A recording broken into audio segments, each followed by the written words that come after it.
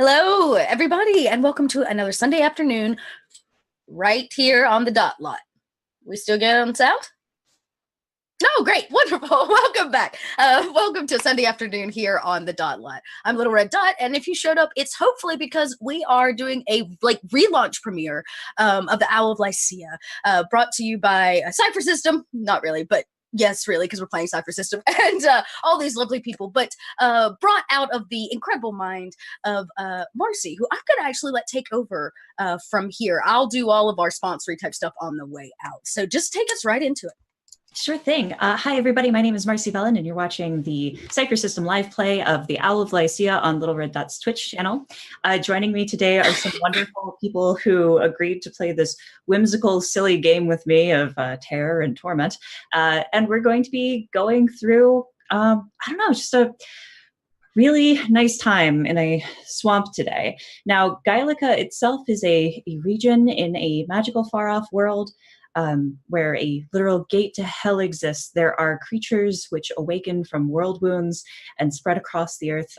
We have a region that is partially tropical and partially full of ice as well, for magical reasons that we perhaps understand more than others sometimes. But before I get too much into the world, I'd like to introduce some of our characters.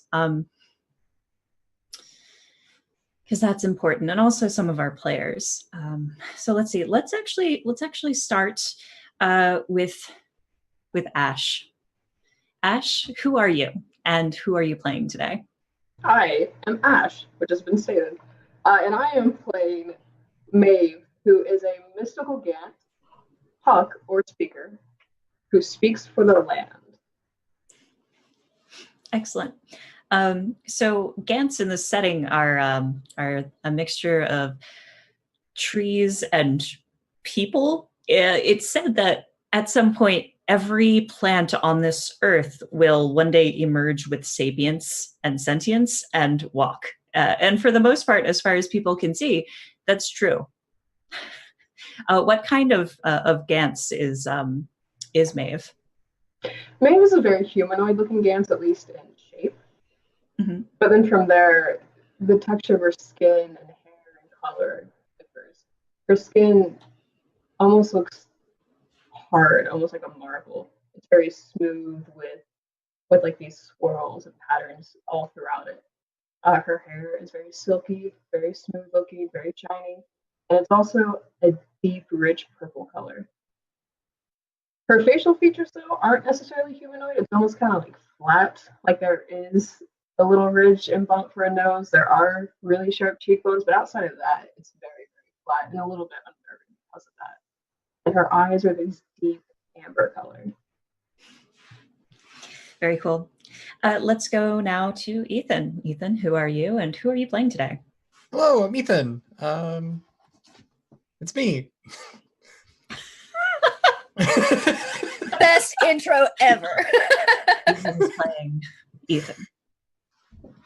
I am playing Sarah Carmine of the Burning Chain, who is a vengeful Hell Knight who bears a halo of fire. So that's coming at you. Nice. And can you describe what your character looks like? They're a tall, muscular, but like lithe muscular. They are a tannin.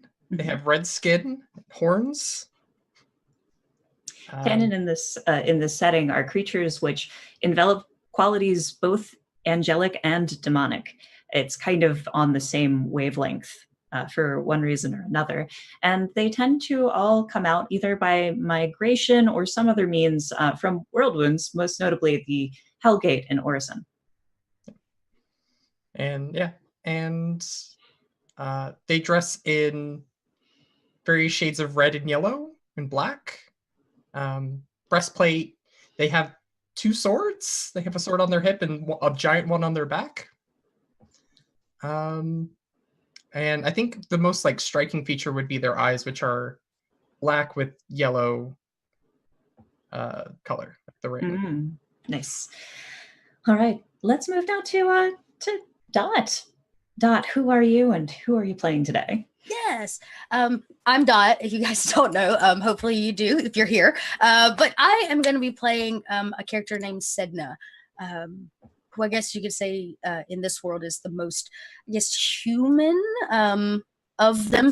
She is dark of skin and has tattoos up and down her legs. She hails from an area off the coast, and she comes from an old, very old tribe. But she is a resilient warrior that who channels divine blessings.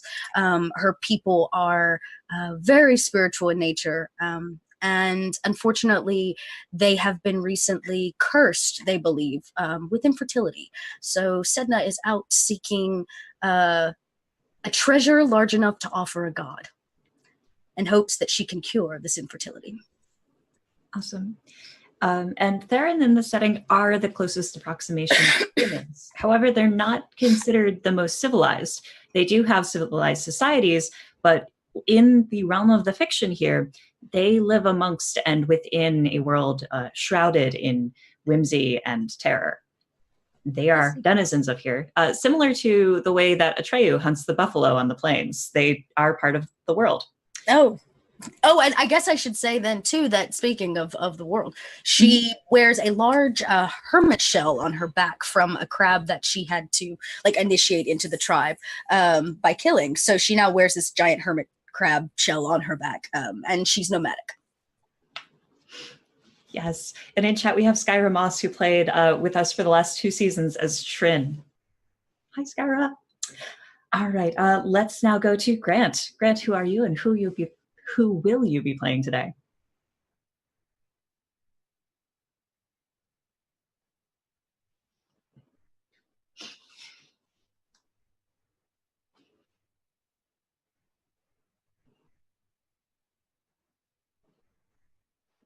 We're not getting audio from you, Grant, they say. Says the proverbial day.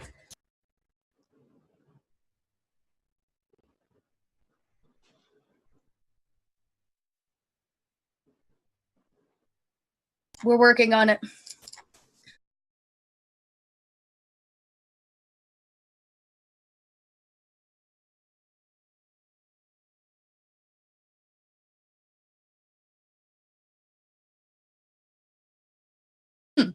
Coming for your treasure. I believe they have audio now. The mixer actually crashed because that would never happen. You stream 7 days a week and it crashes. So I got to give that amazing intro once again. So my name's Grant Ellis. I'm an independent content creator for tabletop role-playing games, featured on a bunch of different Twitch channels. I'm the producer for WebDM's Twitch channel. I have a bunch of different books coming out this year, but instead of plugging them, I'm just happy to be back here on Dot's channel. I think I was actually on one of the very first broadcasts where you had invited a bunch of previous Dungeon Masters, and we trolled you horribly. Yeah, I want to think that was actually the very first Sunday Fun Day. You guys can go look at that. They did troll me, but it was so wonderful. I actually share that as one of the most loving moments on Twitch I've ever experienced. So. It was a lot of fun. We all pretended to be frozen on camera. She came back trying to fix her feeds for I came back to the bathroom thinking they were all frozen, and they just actually were freeze framed to themselves. It was hysterical. I laugh at it now. It was a lot of fun, but frightening at the time. I am playing Pangoliath, who is a kind traveler who pilots a balloon. They are from a faraway land. They have borrowed a great many library books that they intend to possibly return one day. And they are interested in becoming learned of this strange land. They enjoy good food. Their favorite thing to do is to breathe fresh air. And they are... Thank you, Skyra, for the follow. There's this dramatic boom and fanfare that happens as it comes. So they are very much enjoying their life amongst their newfound home. Very nice. And Pangoliath is an anima, who anima in this setting are creatures that are both animal and people. They are a mixture of both, and they're usually also a bit larger than your average animal real life version of it is. Also in the setting, another way you can tell is that usually animals without that friendly sort of sapience and the ability to speak and make decisions also have many horns, not just one or two, but many, littered with them. A lot of people attribute this to the god of trickery, Halfdan, who is the horned god. And Pangoliath is a pangolin, and a very large one at that. I am quite large. A very big one. Second tallest in my class. We'll get into why that is in a little bit. But first, let's now go to Yutsai. Tell us who you are and who you'll be playing today. Hello, I'm Yutsai. I will be playing Professor Arthur Leovold Munster, who is a learned tiny anima arcanist who crafts constructs. Very nice. Yutsai is playing likewise an anima, but a very small one. And this one is a mouse. Yes. The professor mouse named Munster. What have I done? Why did I create this? Anyway, let's go. Let's dive right in at this point. So, welcome to Gaelica. This is a whimsical setting of demons and folktales. It's a setting where the void in the night sky is a god that looks down through its thousands of sparkling eyes. It's a setting set in a small, geologically speaking, region. It's a series of islands with a frosty habit. And when we begin, we start in a place southeast of Demir, one of the largest countries here. We start in Sale, on the very outskirts of it, where the marshlands and swamps begin. Difference between marshlands and swamps is you go through the marshland first, and then you keep going down until you reach the high buttress trees, the smell of decay, that acidic smell of cranberries and swamp water. And there's a heaviness to the air that sticks to your skin. And you could hear the flies buzzing all around you. And let's follow Carmine. Carmine. Let's follow Carmine in as they travel along their path. Do they walk on foot? Yes. You see leather shoes, but they're plated on the front with greaves, kind of stomping through the whatever path might be here. As they walk through the path, and there's flies and gnats everywhere. You just see little sparks. Carmine bears a halo of fire. Yes, and does not enjoy insects. And is walking through the swamp and kind of just looks over it and just, why did I agree to this? Keeps on going. Carmine is from a much drier place. Carmine is from a colder place and also hotter. They're two of the same. And as they travel through this swampy area in southern Sale, they eventually come to a path, as Ethan stated. And as they travel down this path, they find that they are wandering a well-traveled path, although this path is very narrow. As you cut between the trees, these large trees and overgrown ferns, you eventually come to a clearing. And this clearing overlooks a cliff. It's a small cliff, which goes down into not running water, but what appears to be perhaps a very slow-moving river that winds its way into large series of trees and swampy fruit bushes. And in this clearing, on top of the cliff, you see a stump. The stump is about 8 feet tall, not including the thatched roof on top of it. There's a hanging wooden sign that says the Olden Oak, and this is carved out of the sign. There's a door to it It's about 4 feet tall and about 4 feet wide. And it seems to have some light coming from it and some activity on the inside, which you can clearly hear. Carmine double checks the note in their pocket. Mm-hmm. Just like, is this the right place?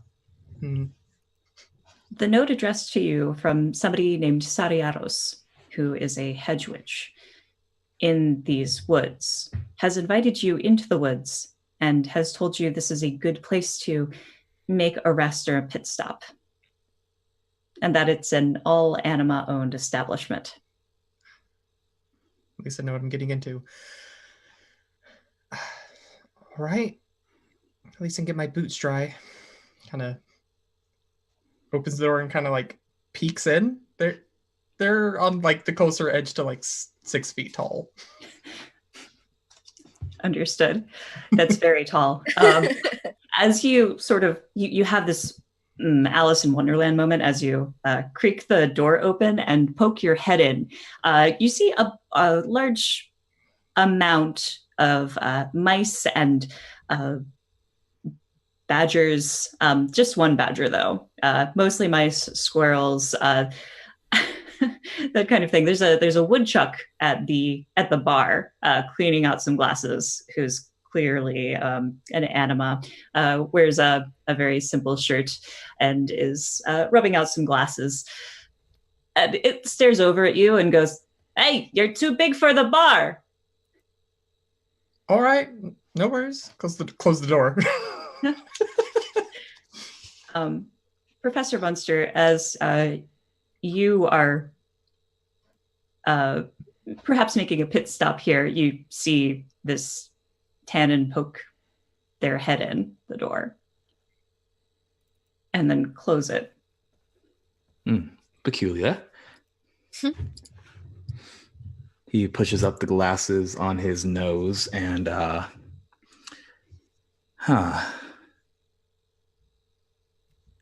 curiosity compels him. And he sets down whatever he was finishing off at the moment and decides to make his way out of the establishment, though that might take a bit, given his size. Sure. Not a problem. You come out of the door. You're smaller than your normal mouse anima, so getting off of the small carved out stools takes a little bit. It's nothing you need to roll for. Just sort of getting off the thing and then jumping down, unless you'd like to do something else to do so. But you can meander over and take a look outside.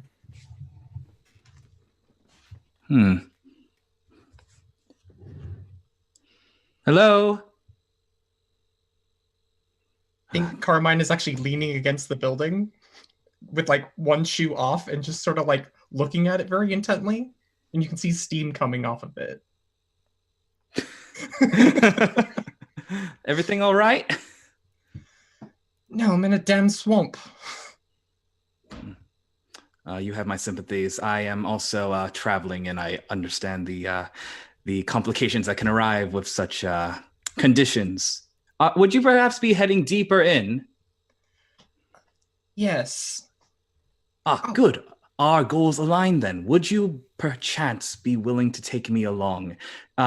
Normally, I am quite self-sufficient, but given my size, sometimes I find requesting aid from those much larger than myself hastens the journey. You need me to take you somewhere? Oh, as far as we're going, as long as the paths match up, you can drop me off anywhere, and I can take it from there. Where would you be headed? Some sort of shack in the middle of the swamp. Oh, I'm also heading to some sort of shack in the middle of the swamp. Perfect. How many shacks are there in this swamp?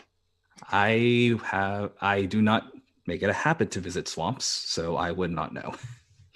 As you have your conversation, you begin hearing a sound. You can't tell where it's coming from. It's perhaps to your right, to your left, from behind you. It's very hard to tell, but it's a putter and then a jingle and then a.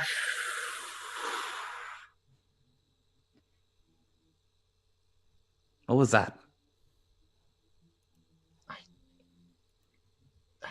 Swamp gas? And if you look up, there's a strange contraption above you. It's a box, perhaps, attached to maybe a set of flags, but the flags are strange and circular. Is it heading down at us? Like, is it landing or is it crash landing?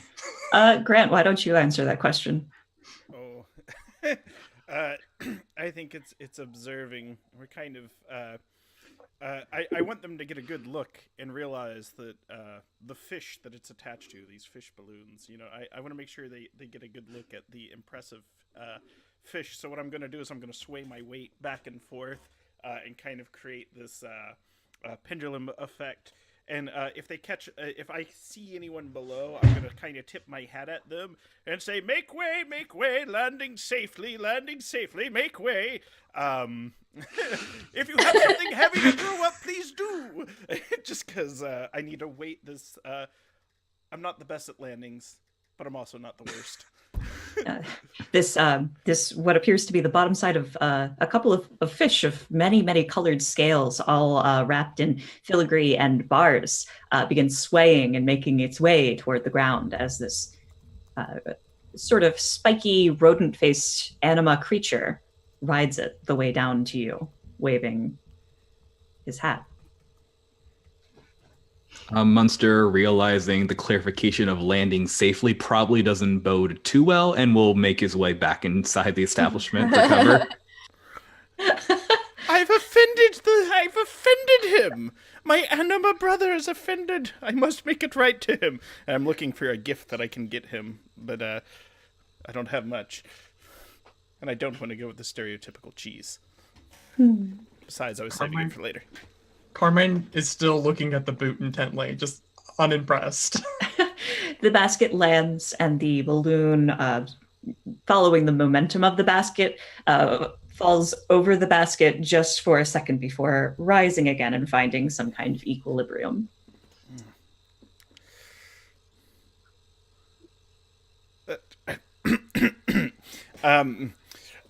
Good day, my Tadden sibling. What is the traditional greeting in these parts? The last Tadden I met, we headbutted each other. We had a bit of a fight. You don't want to headbutt me. I wouldn't. I'm asking the appropriate greeting. This is our first meeting. Kind of awkwardly, like, Carmine doesn't actually know what to say. Just sort of like... Yeah.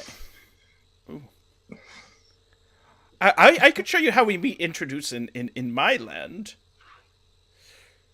What we do is we take a thing that is special to us, and I pull out a shiny marble. It's a very dark marble, but on the inside it kind of glows a faint deep yellow, and if you turn it this way it kind of turns orange, but if you hold it in your other hand it turns blue.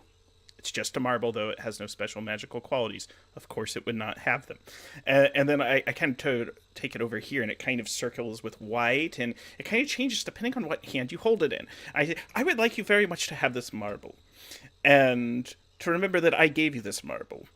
And when you think of the marble, you'll think of me, your new friend. Carmine puts on their boot with like a big steps on it, make sure it straps it down. I cannot accept gifts. It's not. It's a memory token, so that you can remember me. No. I'm literally kind of like points at the horns. I cannot accept gifts. I kind of look you up and down, then dip my hands in the mud and kind of like rub them on me, just in case you're a parasite of some sort. Because you gave me like some warning signs, and I'm just like, this is scary. This is scary. And I shall give the marble to the mouse I terrified. My anima brother. But I just kind of look you up and down, and I was like, I don't want to pry about the horns, but I understand that you cannot accept my marble. Munster will come back outside and clarify. I was not terrified. I was merely establishing basic safety landing protocols by not being under the basket. I think it over, and I am like, you're quite right. And I did warn you to make way. It's just I'd never seen such small a creature. Not that you're small. It's just a descriptor, not a pejorative. Someone their eyes widen to roughly the same proportions as that one's horns, and I realized like I'm like digging myself deeper and deeper into the hole. I was like, I wanted to give you this marble. Is the marble as big as my head? Just about, yes. I hold this giant glass bead in front of me. Yes. I hold it with both hands. What color does it turn? Ooh. I think when you hold it, it turns a bright gold, but only for a second, and then goes pitch black. I don't think Munster likes that. Interesting. I accept this gift. Would you do me the honor of holding on to it until I can suitably carry it on my own? Oh, it's not a gift, it's a memory token, but I will hold on to it for you. And then I put it back in my pocket. So, Sedna, you've been traveling these swamps for a while. You are generally familiar with the ocean, but perhaps less familiar with swamps, looking for this shack that you were told to come to. When suddenly you find yourself staring up into the sky and seeing a group of fish, a very colorful fish, flying over the trees and then landing nearby. So I imagine if there is any kind of like standing water, like small like creeks and things through the swamp, she's probably taken her hermit shell and flipped it upside down, and she sits Indian style in it, like using her trident to row down the swamp till she hits dry land. And when she sees it, she probably points for the trident and goes, "A flying fish. I have only heard of such things in stories." And quickly she begins like rowing that direction, needing to put her eyes on such a mystical flying fish. I'm guessing I land on a similar shore as they do. You do. You land right underneath that cliff where this slow-moving river is just wide and full of vegetation and greenery. You land on the side of it where you hear the sounds of people clinking glasses and speaking. Oh. I gather my shell and my belongings and things, and I guess I tread to wherever the front is so I can see everybody to, one, make sure these flying fish aren't hurting anyone, dreaded monsters they can be, and I guess I see this, I say, "Excuse me," my trident kind of pointed out in a defensive stance. "Have you seen any flying fish?"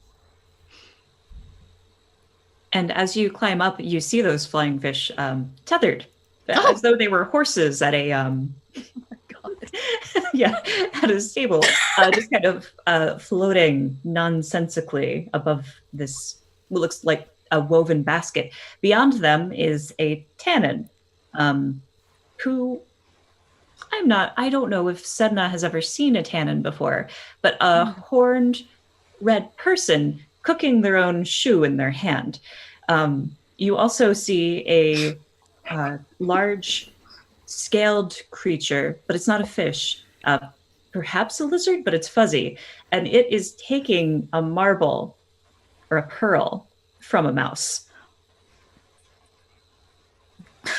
Mouse, demon, and I don't know, fuzzy creature. Where have you wrangled such flying fish? What magic is this? That's not a magic, it's scientific. Science? I have never seen such things. It's the greatest What god magic. has blessed you? In their own way, each and every one of them. What? I'm like sizing you up and down. It's like, is your shell on your back? It is now, so it's a relatively like large shell. She also is adorned in things like most of her clothing's made from like seaweed, fishing nets, that kind of thing, except for a pair of like canvas pants she wears. Her head's shaved and she's got a small mohawk that runs down the middle. A fellow genius! As I pack my balloon back up onto my back, where I typically wear it, it kind of turns into a little backpack. Oh! Yeah! A fellow genius! I do not understand this term, but I assume you mean nomad. Yes, I carry my home on my back. I've never thought of myself as a nomad before. It's one of those things where, like, Pangala's, like, eyes go from, like, clear to just blank, like Batman almost. Just like, oh no, I am the night. Like,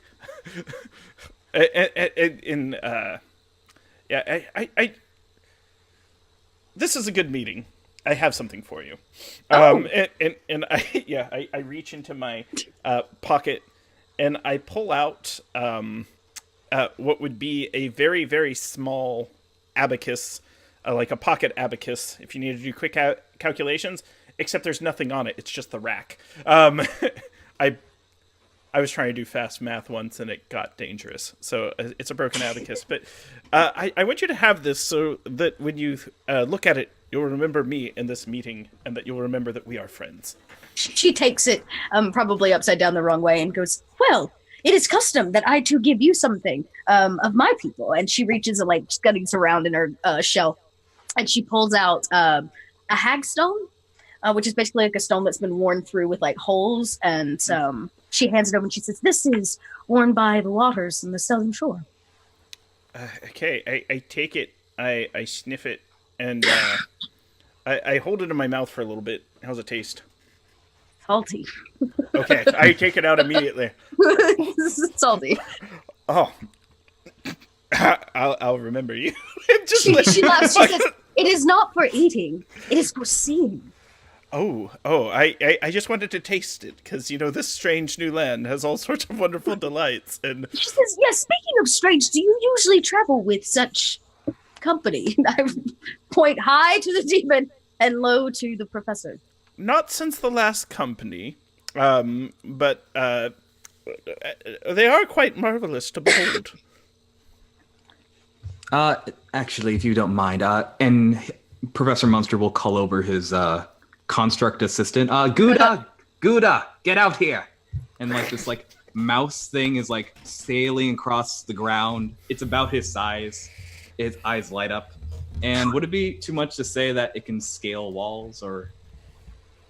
With a task difficulty, it might be able to scale most walls. Okay. In that case, I'm just going to use the ability Far Step to jump up from the ground onto a nearby window ledge, because there's now 3 very large people around, which is more than his number of eyes, so he's very nervous. Yeah. So he just wants to get off the ground and out of stepping distance. Perfect. Yep, you get off the ground. Where you may not be trampled by folk. Yes. And I have never seen one such as you. Yes, both of you. She's like, I am. What is the contraption you ride? On occasion. Really, it's the first version, the Mark GDO, Gouda for short. Right now, its main purpose was to get me from point A, my home, to point B, my destination. But unfortunately, swamp terrain makes for difficult traversal. In fact, I was hoping to ask this person over here, and he motions over to Carmen, for assistance getting deeper into the swamp, but now with an actual vessel nearby. And then he looks towards the hot air balloon. Perhaps would you be partial to aiding me in to getting into my destination? Oh, so you too travel deep into the swamp. I seek a shack, though I do not know what this actually is. I also seek a shack. How many shacks are in this swamp? What is a shack? Perhaps we've been summoned to deal with this overdeveloping shack problem. Meanwhile, Maeve, you've been traveling this swamp. Not for a while, not lost. Perhaps somewhat wistfully, It's full of memories, many memories for you. You are quite familiar with this area. And as you move around, the sort of falling of summer into fall tickles the edges of your hair in ways that are turning it even more burnt red.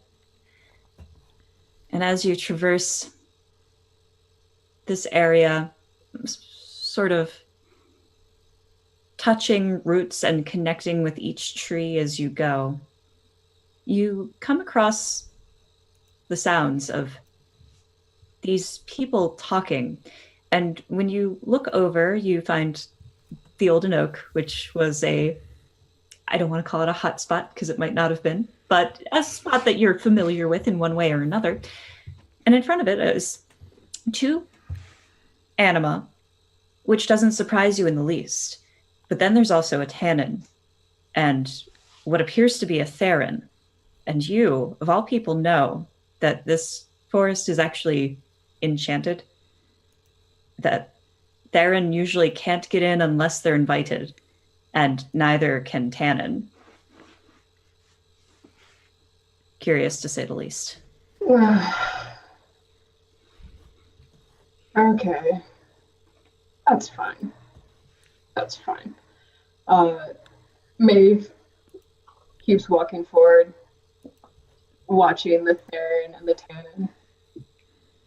Not necessarily angry about it, but it's more of this, I think, well, someone had to let them in, so what is going on? What is happening now? So she starts walking up, and I assume at one point she sees it's Carmen, right? I'll make sure I pronounce that right. Carmine. She sees Carmine's little flash, as I assume they fry up a couple more bugs. And at that, she looks a little disgusted, and then she smiles as she walks up and blindly starts digging through a little sack, digs through another sack, pulls out a tiny little mortal and pestle. A what? I'm sorry, can you say that again? Mortis and pestle.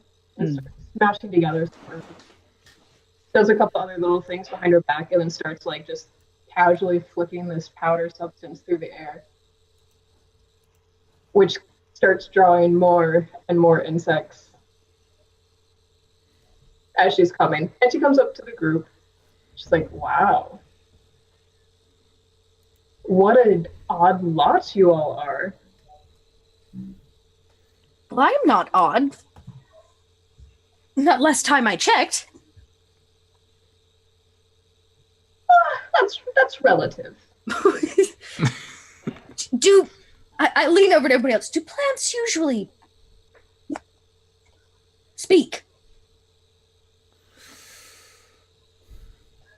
When they are so inclined to do so. Wow. The usuality and... Yeah, go ahead. No. The usuality and frequency is dependent on the plant. Some are more talkative than others, and it really depends on their demeanor. What a wise little anima you are. I'm not wise, just learned. I mean, the fact that you know that distinction.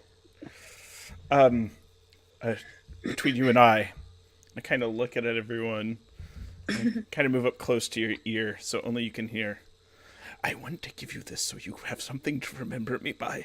And I pull out a very small button. It's brown and flat. And I kind of stick it on you and I go, I actually didn't know that, and it was a lucky guess, but I'm trying to convince the others that I'm more educated than I am. I have a small problem with honesty. She takes the button, searches through her packs, and pulls out what would be like a couple like fried insects in a leaf, and like slips it to you and goes, that was a very good guess. Don't worry, I'll keep feeding you more information so you can sound smart. This information looks delicious, and I like hold it all in my mouth. I don't swallow them. I don't want to get a good taste of the leaves and the bugs and the insects. Thank you. And then slip them out. Sorry. At this moment, The calm is disturbed as a group of traveling anima make their way back to the Olden Oak. They seem to be carting something with them. It's perhaps a stretcher made of combined twigs. And it takes a lot of them to lift it. Then they seem to be dragging something with them. And usually there might be friendliness in this situation toward anyone they happen to meet. However, Theron and Tannen can only get into this forest by invitation. However, something odder might be at stake here. And I want to offer both Sedna and Carmine an XP, an intrusion. Oh, you know I'm going to take it. Yeah, you can't really refuse it either. So take one and give one to a friend. For both of us, or? Mm-hmm. Okay. Oh. Yeah, it's a both of you problem. Okay. Oh. I'm gonna give mine to Maeve, right? Maeve. I'm gonna give mine to Maeve only because sentient plant just blew Sidna's mind. She was like, okay, I can get with mouse riding machinery. I can get with creatures flying air balloons and flying fish and stuff, but I'll throw mine to the professor. Thank you very much. So as this stretcher comes up, and Goliath, you stand closest to Maeve, but a little bit farther from the group. And when you look over, you spy that there is a Theron on that stretcher, unconscious, wounded Theron, in the garb of Demiran soldier regalia. And when the small palindrome of critters come up, they drop it. And it's not just critters, it is swamp critters, alligator folk, who drop it and then start raising themselves to full height as they stare at you and point at Carmine and Sedna and say, "You speak for your kinsman." And they point down at the wounded Theron. well, of course I speak for my kinsmen. I am seeking more information to save them. Will you answer me what has happened to this poor man? This Theron was found hunting in the Enchanted Forest.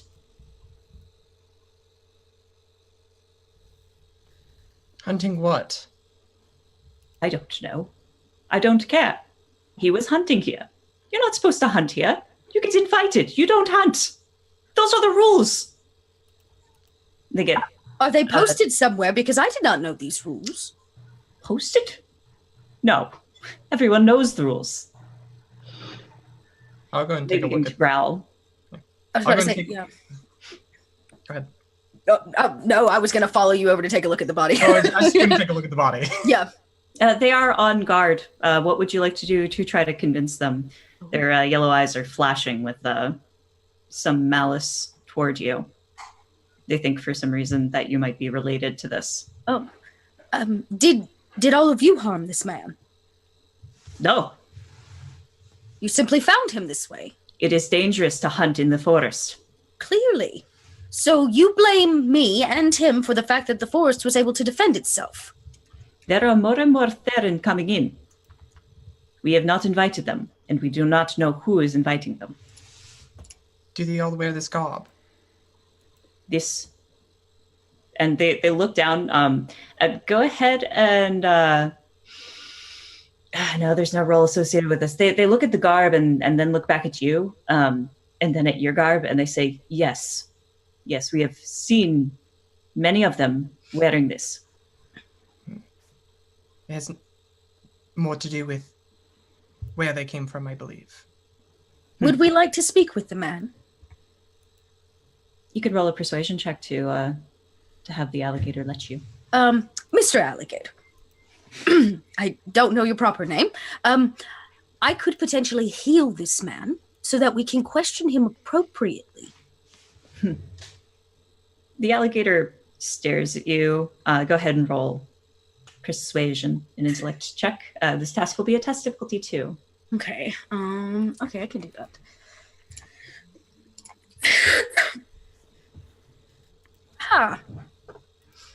Rolled a 19. 19. Very good. And you get a minor effect as well. You can decide that now or later. Usually an asset for a forward task or something of that nature is appropriate for a 19. Well, I am about to make a check. Well, I don't think I have to make the check to heal him. I think I can just do it, but I'll double check that. Let's say, I don't know if there's a way to make them less hostile towards me. Sure, they could do that. The alligator narrows his eyes at you and then smiles, which alligators don't typically do. Slightly terrifying for Monster. Right? It's just like the whole mouth changes.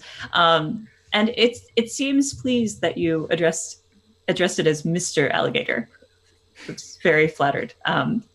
And says, well, if you can heal him and send him on his way, I suppose that could be the end of it, but he must leave. And Of course.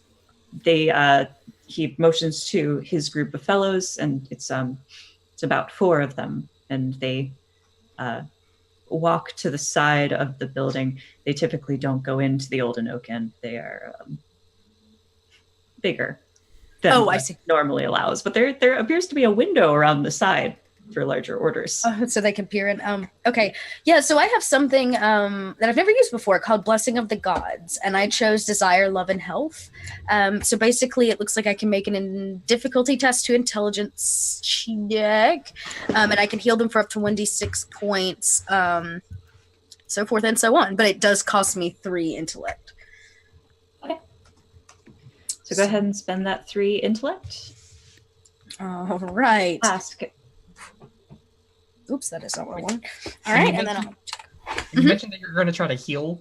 Carmine is standing with a hand on the hilt of their blade.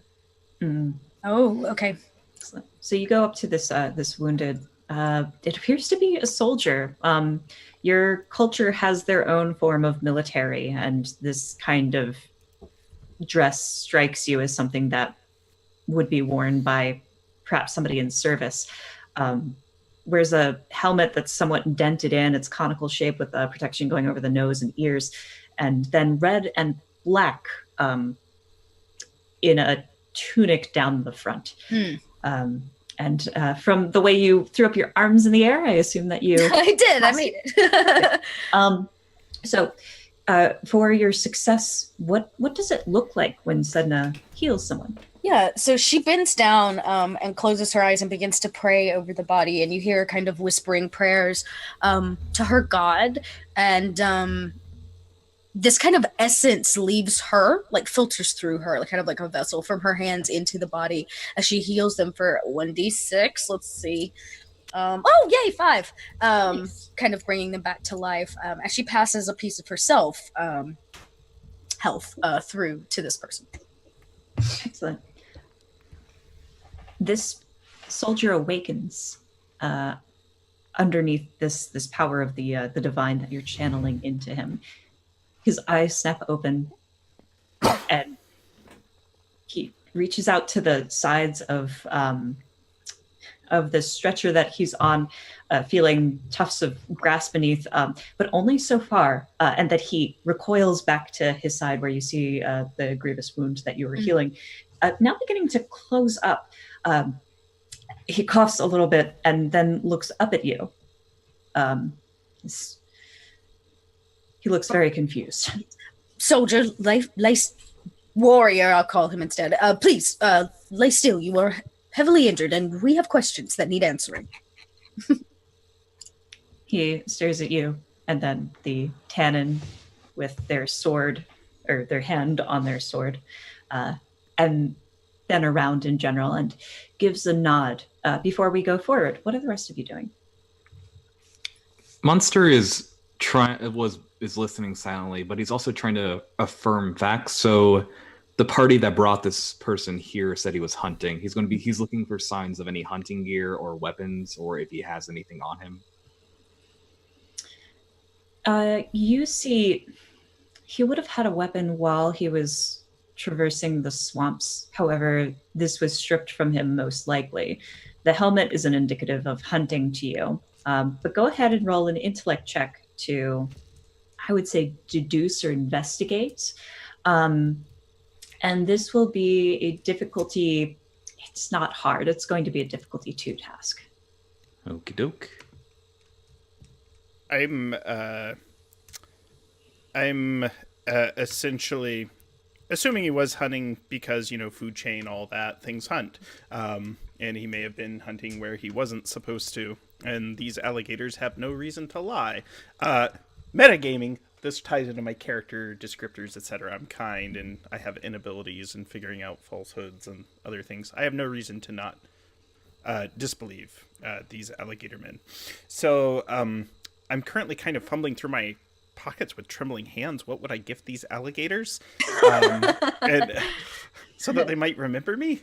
But I'm not sure if I want them to remember me. Ooh. How dare you?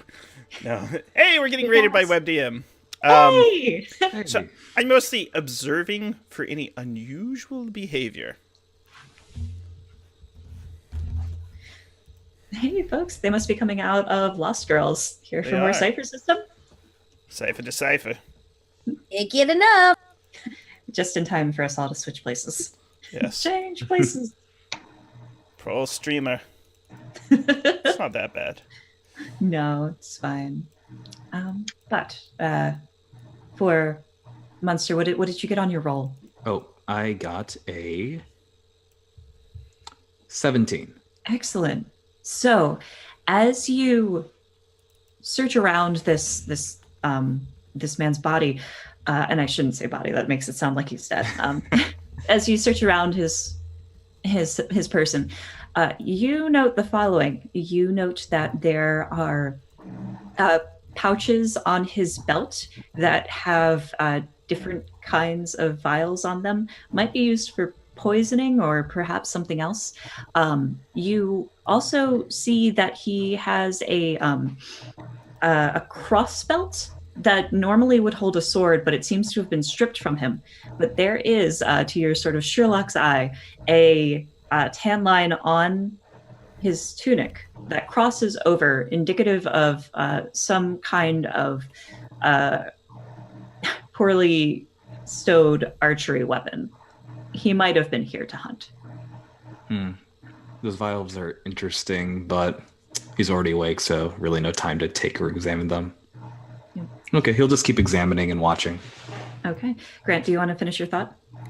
Oh, I think I had finished my thought. I'm mostly just looking for any unusual behavior out of the alligators. When we're talking with them, are they looking to each other for signals, or are they just kind of like poker facing all the way through this? With that said, I don't have any reason to mistrust them. That's fair. They are looking to each other a lot. Without a roll, you won't be able to determine it.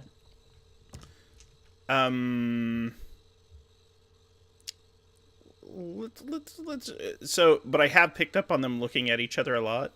Yes, they are looking to each other. Okay, yes, cool. I'll play into this and just kind of project as I watch these eye glances. A pair of lovers! When is the wedding? And, yeah, they must be in love. It's those glances. I'm well familiar with them.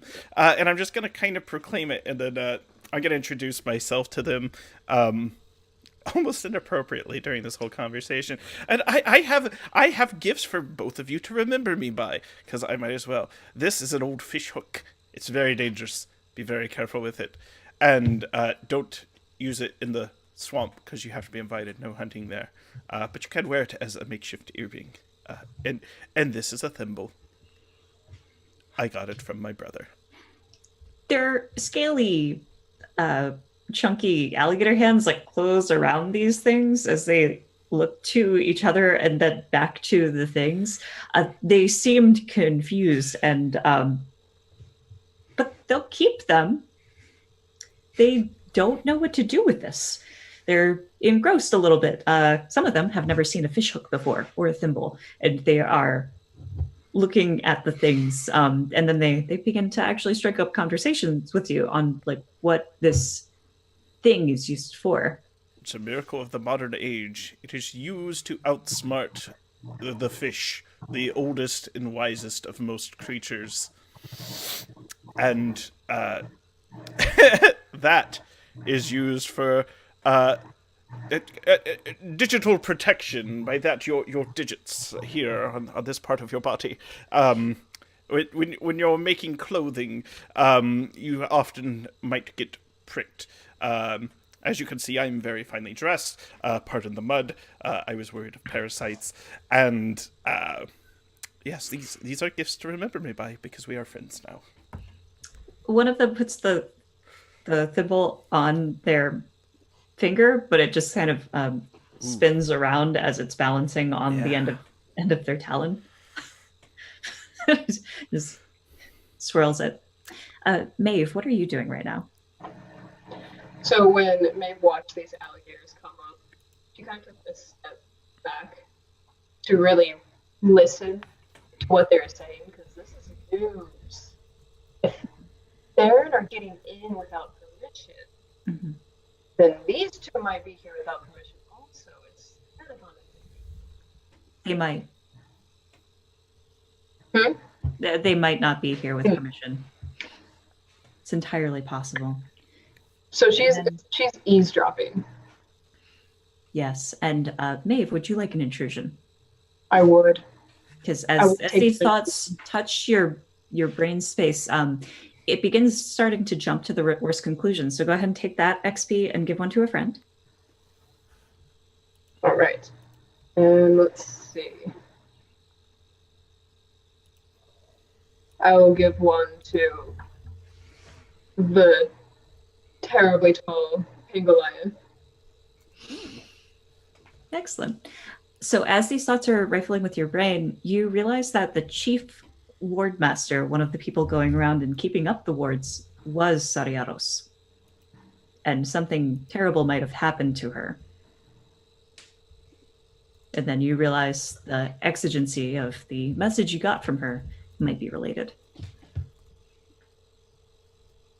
Oh.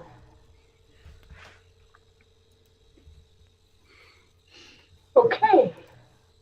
Let's now cut back to Sedna and Carmine as they stand over the soldier. We have questions that need answering. All right, I will try to answer as best I can for you. Most importantly, why were you hunting in enchanted and forbidden forest? We followed a creature here. Creature? What kind of creature? A monstrous beast made of steel. Steel creature. She looks around at all the things she's taken in today, brand new, and realizes that that is not the most far-fetched thing that could possibly be running through these forests. Okay. And why didn't you ask permission to chase such a creature into these lands? We did. What do you mean? Where are we? I look to somebody else for that information. I don't know. I was told that you should not be here doing this thing. I didn't know. I was hunting for the creature because we were meant to. Meant to? It destroyed a village on the way here. Oh. That's terrible. Mr. Alligator! I beckon. The alligators are like mid-conversation with Pangoliath. You overhear as you look over them saying like, oh, well, the wedding is in 2 weeks. I was gonna say, we're in the middle of like a drinking song by this point. It's like I want you to imagine the dodo from Alice in Wonderland. Like, we're trying to keep dry. We're dancing circles around each other at this point. They have like scale. They have a scaly bromance going. Oh, wow. I hate to interrupt, but there's something you should hear. And the alligators peer over and then take their time getting there. Would you like to tell them what you told us? And he looks up at the alligator anima, and his face just goes entirely pale. I'm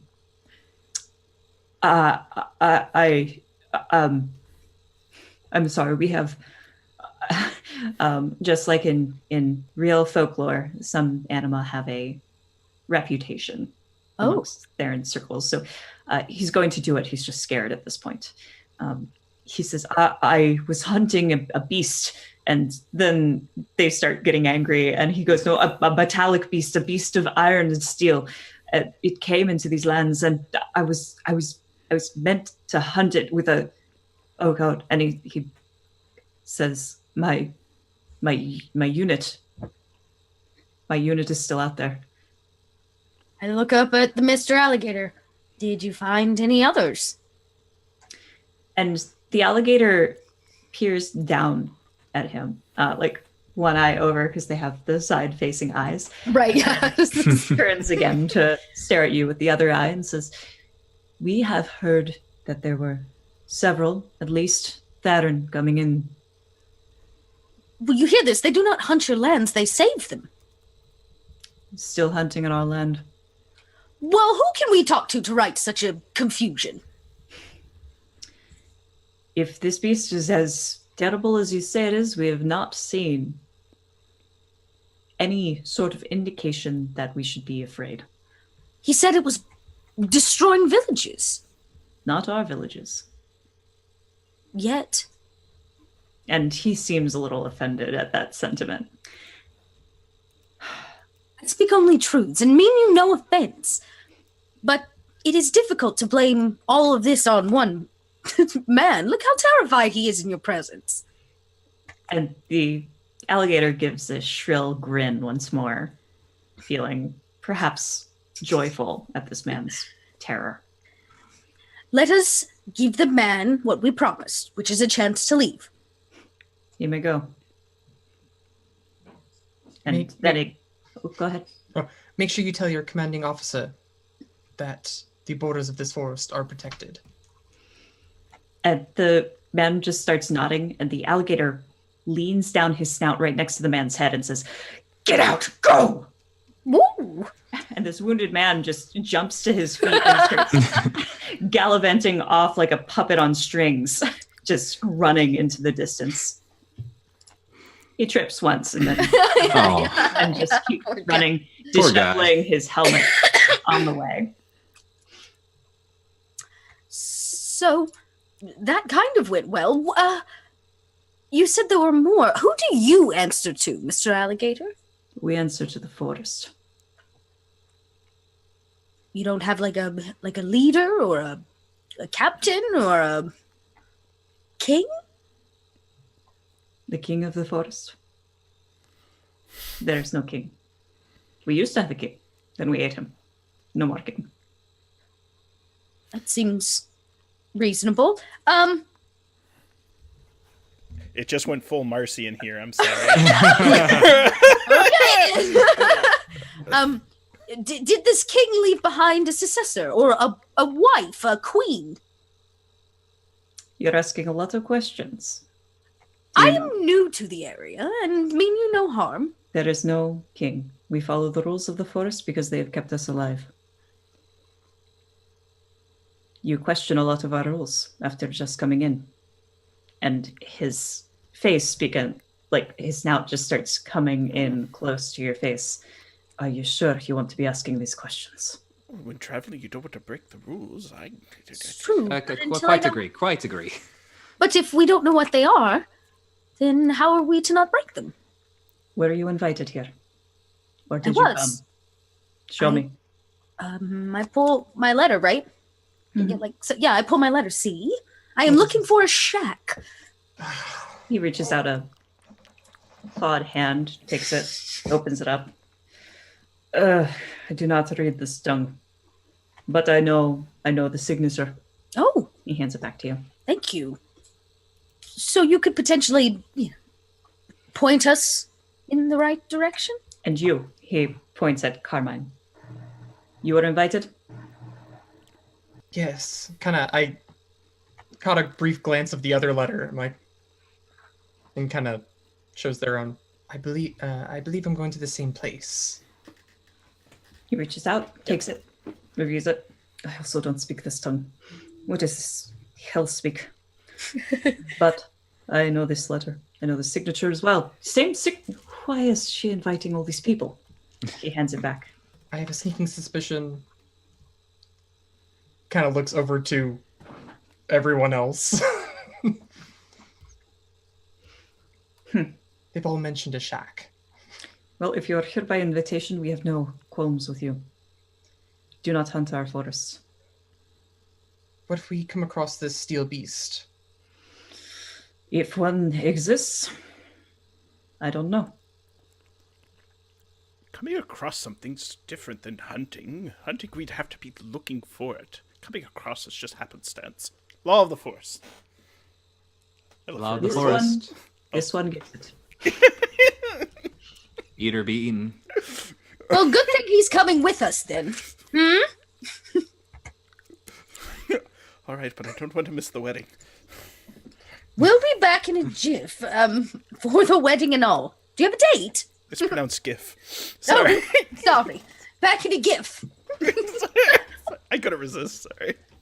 Oh, that's bad. Worst. Okay.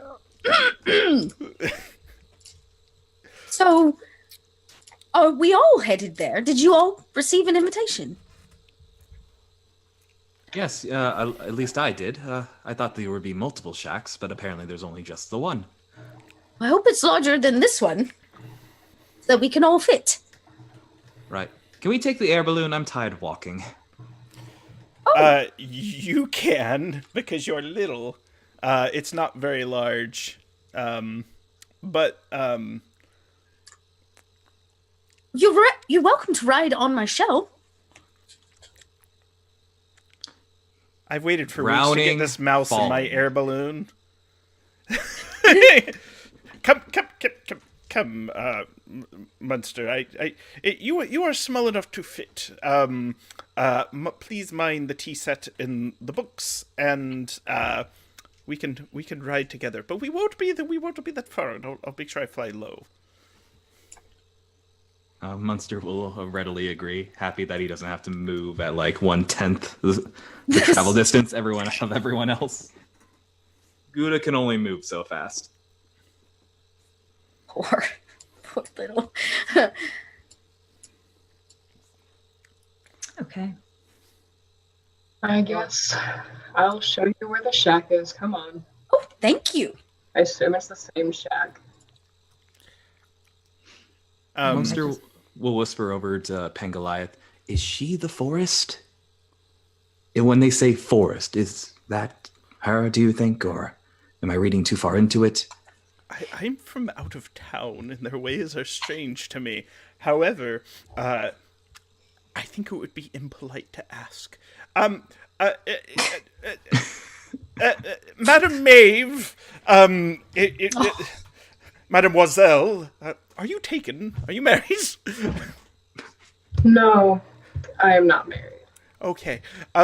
Would you be so kind? And I do apologize if this is a bit rude, but I pull out a coil of it's like a cord. It's like a band. It's an unusual material, most likely stolen. For all intents and purposes, it's a rope, but not a very good one. Would you be so kind to hold on to this so we do not get lost or separated? You could tie it around your waist or an arm, or just hold on to it. I would offer it to the other, but they're not accepting gifts. Yes, I will take the end of your little rope. You are phenomenal. Splendid. I know. Are you the forest? Basically, yes. And I looked at Munster with a smile like, you win! Munster has this look as like, he knows. He doesn't know what just happened, but apparently it worked out. If everyone else is ready, can we get a move on? There seems to be an increase and he swats away a mosquito. The insect population seems to be gathering for some reason. That happens sometimes. It is getting a little darker now, and the mosquitoes and the bugs really start coming out at sundown. Mm-hmm. Stole a bug zapper on Gouda. Maybe we should pick up pace if we are to make it before the bugs carry us away.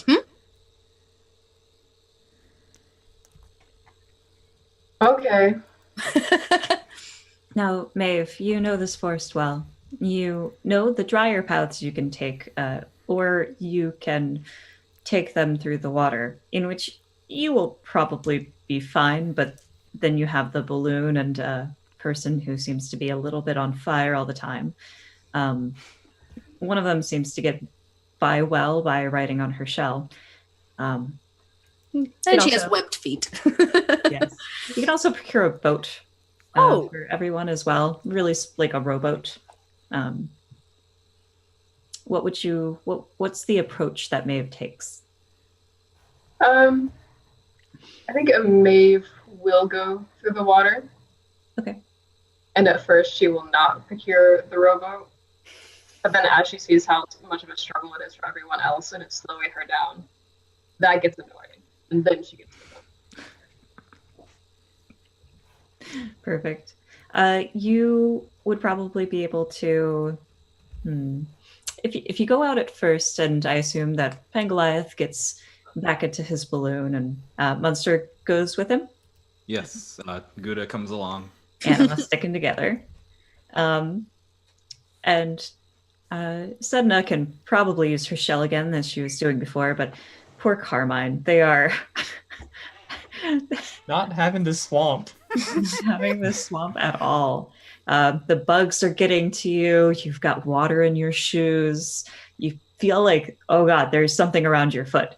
And then it slithers off and just... I think when something slithers by their foot, like you can partially see the halo starting to come in, because it's not always there. It comes in like it's activated, and it like it's about to flare up when it goes away. Yeah.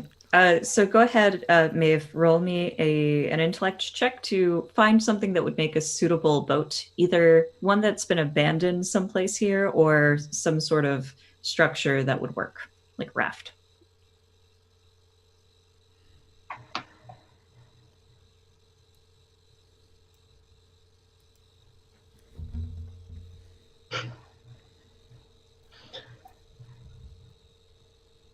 So I rolled a 4. Nice. So apparently I'm lucky, but maybe not that hard. Unfortunately, you saw one recently, but it's not there anymore. Like it is kind of, but it's underwater. But like, there was a boat here somewhere. Sorry. And you make your way on into the evening. The sounds of the swamp, crickets humming, frogs croaking. It gets noisier as the sun goes down, as the temperature drops in this humid, bug-filled area. Eventually it gets too dark to see, except for Carmine, who sees perfectly well as the people around you begin slowing down. Maeve moving a bit more slowly, feeling her way through the water. Sedna having just a little bit of trouble navigating. The light that comes in from the stars through the trees is very little, and this water that you're traversing is like a black tar pit. Everyone stand back. For Pangoliath, though, you've got a little bit of light, mostly from the fire, but it just lights up the sort of immediate area around you. So, Carmine, what would you like to do?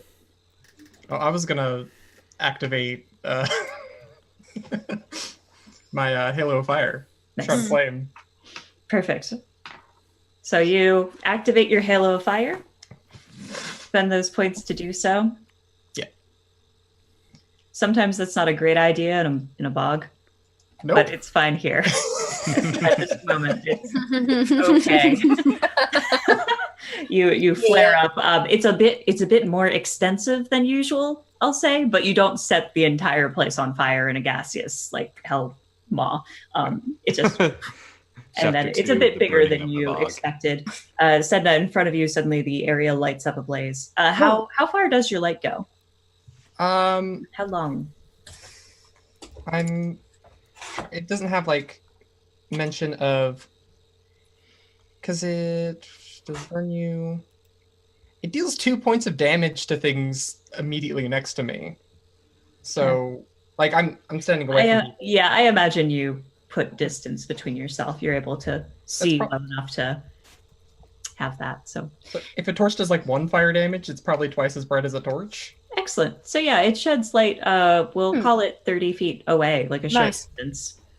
Suddenly, from below you, Pangoliath and Munster, you see this small inferno light up like a match. And then it subsides and creates a gentle light on the area. Ooh, warmth. And like I'm lowering us a little closer. Steal its heat. Beautiful. Perhaps not too close to the fire. This does seem a bit flammable for a vehicle. He tucks away a small flask filled with wine that he's been steadily going through. Poor guy. We've turned him to drink. Oh no. Maeve, with the area well lit again, you are able to traverse them to finally a drier path once more. And when you step up, you look around this way and that. And as Carmine comes up behind you, the area gets lit up and you recognize where you are. Although you're not entirely sure. It's been like 5 hours of travel at this point. You're not entirely sure about that path. And you kind of look down at it's even with the short distance provided by the light, it's a little hard to see. But it looks like somebody carved out an area in the brush. Huh. Broken branches sort of strewn around it. That's new? When was the last time you were here? Oh! Maybe 30 years ago? In this area, at least. But that wasn't there. And she'll go up to, like, some of the brush and, like, take a look to see if there's any, like, sap coming out or, like, how bright it is. Yeah, you go over and you realize that there's a lot of broken branches here. And that's new. It's fresh. The breaking. They're still wet in the stems. And when you turn around to address the party with this, you notice that behind Carmine is the same path, almost as if something had cut a line straight through here. And beyond that, you see several trees felled to either side. Trees that one day would have awoken into Gantz. Oh. Well, that's horrifying. And the rest of you see this when you turn too. So, you know the talk of metal monster things. Might want to keep your eyes open. Have you not been? This usually like swamps and bogs have soft ground. Are there tracks? Yes, there are. They seem kind of like very evenly spaced. To get more information about them, go ahead and roll me an intellect task to track. The broad answer is yes, there are tracks, but there are a lot of tracks here. You see animal footprints and everything else. With a roll, though, I can tell you. So what's the difficulty? Difficulty for this one is going to be a 3. All right. I did it. Success. Nice. As you peter around, you do notice the animal tracks and a couple of other things, but you see that the tracks are not only on the ground, but also against the trees to the sides as well. Not only did something cut these things to the side so that they fell, there are definite scrapes on where some sort of strong structure hit against the trees and these scraping mechanisms, something that's very boxy in appearance. And in addition, you note the tracks are very round, with some toes coming off of them, but the toes are very square. This thing, it reminds you of shells in a way. The only things that you really find in nature with any sort of symmetry to them. Something intelligent designed this thing.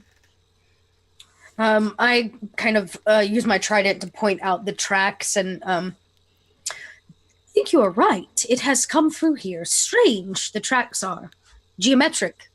Definitely not an organic creature. Is the ground? How soft is the ground? Like, how deep are these tracks? It's pretty soft. Pretty soft. Okay. Have me and Pangoliath landed yet? We can. Yeah, we'll lower down ceremoniously, like angels from heaven. Sploosh. The basket floats a little bit. Ooh. Maeve, is this the place we're supposed to be? Well, that depends on what you mean by that. This is the direction that we need to be going, but this isn't necessarily where the shack is. Right. Interesting. I guess the only question is, does this scary trail of destruction lead towards the shack or away from it? Do we know that? Which way are the toes pointing? The toes are pointing in a way that would have come from the direction of the shack. Which means it's either finished or perhaps originating from there. Oh dear. Or it is going towards it. We must save the shack! Yes! Let's go save the shack. It already passed through. Maeve knows. Yeah. But she just wants to know. Oh, that's fair. Senna's concerned. She's a caring human. I kind of set off down the track, I guess. So you're saying that the tracks are in the direction of the shack. Or coming from away from it. Quick question. Do any of you wear pockets? I do. Okay, like, Monster would like to have a ride-along. Yeah. Holding onto the shoulders can be tricky, so pocket is usually safer. Yeah, so I definitely have several pockets. What I'm going to do is I'm going to put you in the pocket I reserve for my watches if I haven't given them away. Currently, I have no watches. So, yeah, it's kind of inner jacket, but I'll make sure to keep it open so you can breathe pretty easily. Okay, and he's just like looking up the top. Well. Ticklish. Got it. Quickly, there is a shack in need. And I head off that direction. All right. So we're actually going to take a really quickly 5 or 10 minute break, and then we'll be right back.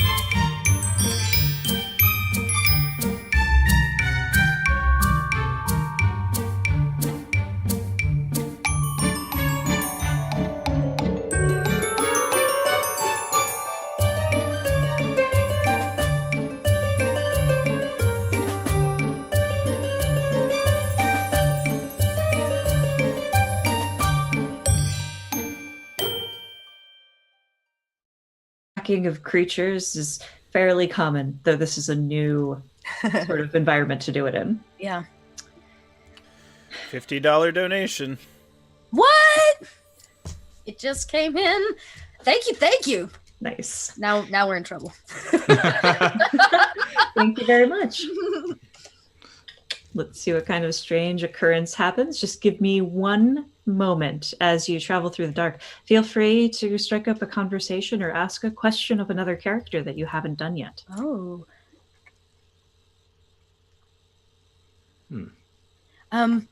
Maeve, you know these parts well, yes? Yes, I do. Why would a metal beast want a shack? Well, I don't...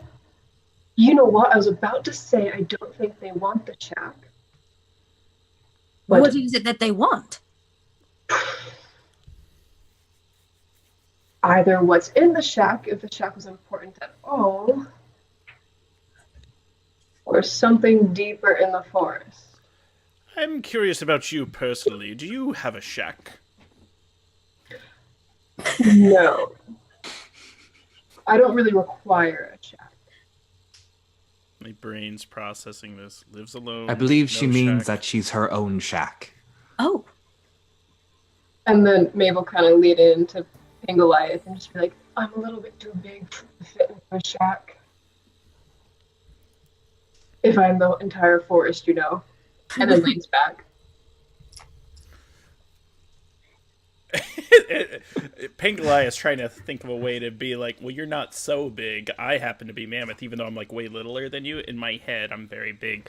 And I'm just like, just nod, trying not to be rude. You don't have Monsters putting together that since Maeve is the forest and she's also her own shack, that means we're playing in her house, and so we have to play by her house rules.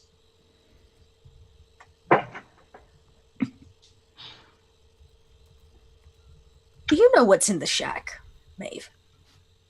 I do. I do know what's in the shack. Will you tell us? I did. Did I miss that? Was I healing someone? I witch did lives know in it the was in the shack. It's been a Oh, while. the witch! I believe the one who's letter. Oh. Yes. The witch is in the shack with all of her things. So she has valuable things. Depends on who you are. Seems reasonable. What happens if we arrive and this witch is not there? Well, it won't be good. It's not good. As these words Hopefully don't. as these words leave your lips, the silence that you've been enveloped by, that strange silence for this area of the swamp at this time in the evening, is suddenly cut. You hear the sound of running water, and you feel a warmth, perhaps, cutting through the darkness with a soft glow, but off the path to your right. This would be north, if it were a cardinal direction. And through the trees, you see a glowing, perhaps a miniature lake that you've never seen before. And it's bubbling. Strange.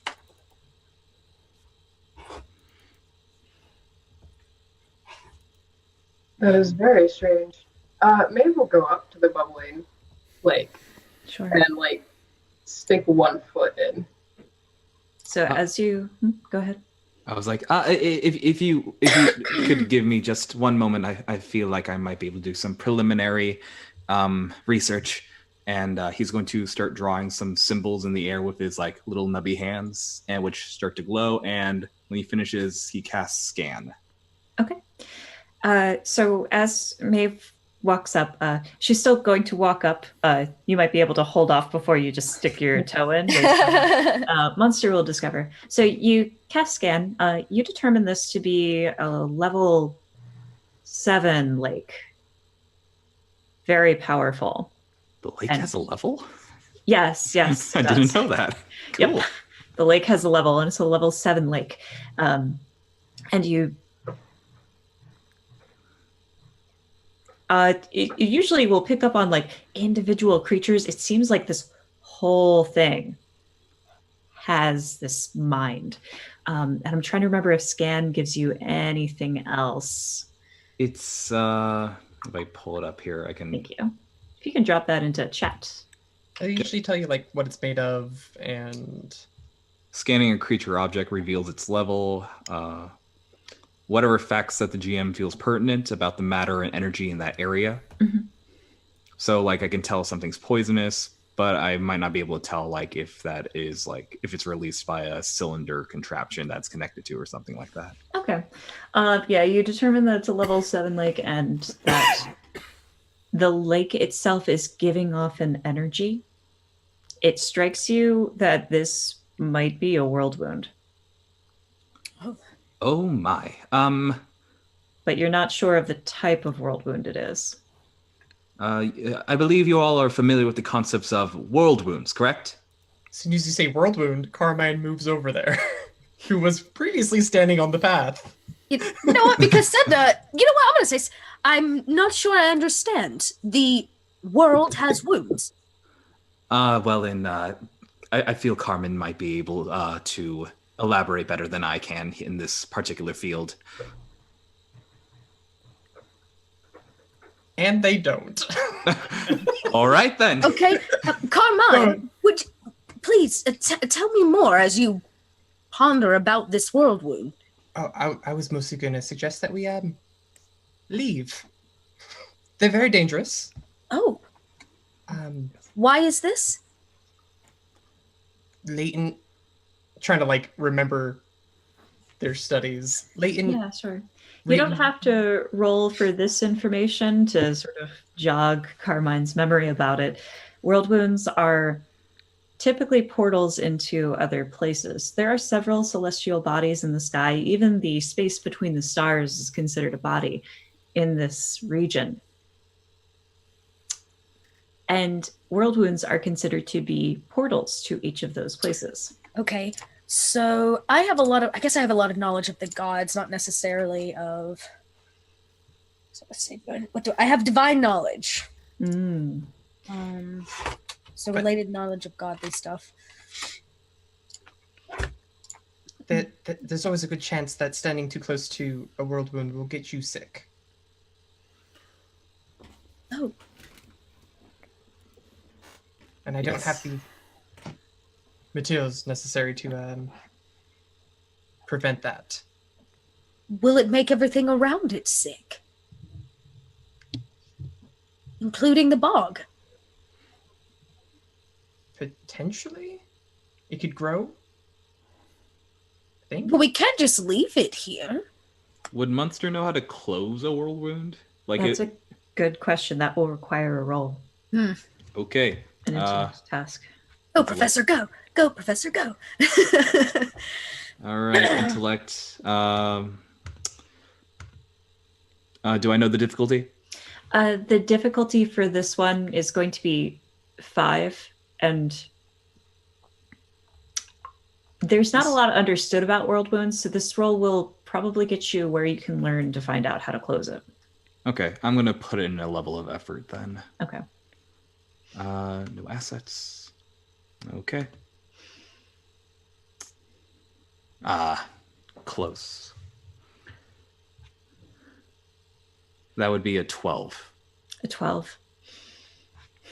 You haven't discovered the place that you need to yet. Your studies have been more involved in other things, not necessarily world wounds. You know about them in the general sense. And took an undergrad course. Yeah, exactly. That kind of thing. You're definitely sure that they could be closed. Like, there's a scientific way to approach everything, but you're not sure where to find that information off the top of your head, though you're sure it's some kind of university somewhere. So this particular world wound, I don't know how to remedy. I would suggest we don't dip our toes in it. Perhaps maybe alert the local crocodile authorities to its presence. But yes, this is something probably should be avoided. Maeve, how close did you get to the world wound before you started to maybe put your foot in and then decided not to? Like a step away. A step away. Nice. In getting this close to a pool that could definitely do harm or help whatever its intention, if any, is, it might have some ill intent for you, and I would like to offer you an intrusion. I will take that intrusion. Excellent. So you're standing a foot away, and as Professor Munster is talking, you're probably keeping one eye on Munster, and then every once in a while looking back to the pool, and then looking back to Carmine for their expertise, and then looking back to the pool. And the second time you look back at it to just make sure it's still being a pool and there's no shenanigans going on, it has formed up like quicksilver, climbing on top of itself. And then it's reaching for you with tendrils and this whole wave-like motion in this fluid, amorphous, amoeba-like form is suddenly striking you. Go ahead and roll me a speed defense task. It's going to be a difficulty 7. Let's see. No. Well, I got a 3. It starts wrapping around your foot. You have XP, can you reroll? Yeah, that's true. You could spend an XP and reroll. I want to see what happens. Okay. Oh, no. Uh-oh. This is what I do to other people. So, it starts wrapping around your foot. It starts tingling in a way, and then it starts burning you. You take 7 damage to your might as this thing begins wrapping around you. And then as you reflexively pull back your foot, maybe even just a step, it starts pulling out this sludge-like thing from the pool. And then that thing begins taking form. It starts turning black and viscous, and then starts to take a stronger form. It's bubbling and oozing out over the ground. Roll initiative. Ooh. Everyone or just Maeve? Everyone, if you'd like. Ooh. I got an 18. Nice. 5. 3. I rolled a 2. Bad news bears. No matter what system I play, I always am terrible at initiative. I rolled a 9.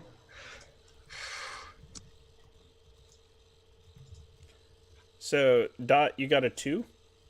Mm-hmm. And Ash got a 9. I'm just writing this in the roll 20 so we can keep track of it. Yeah, that'll work. Ethan, what did you get? 5. 5. Got it.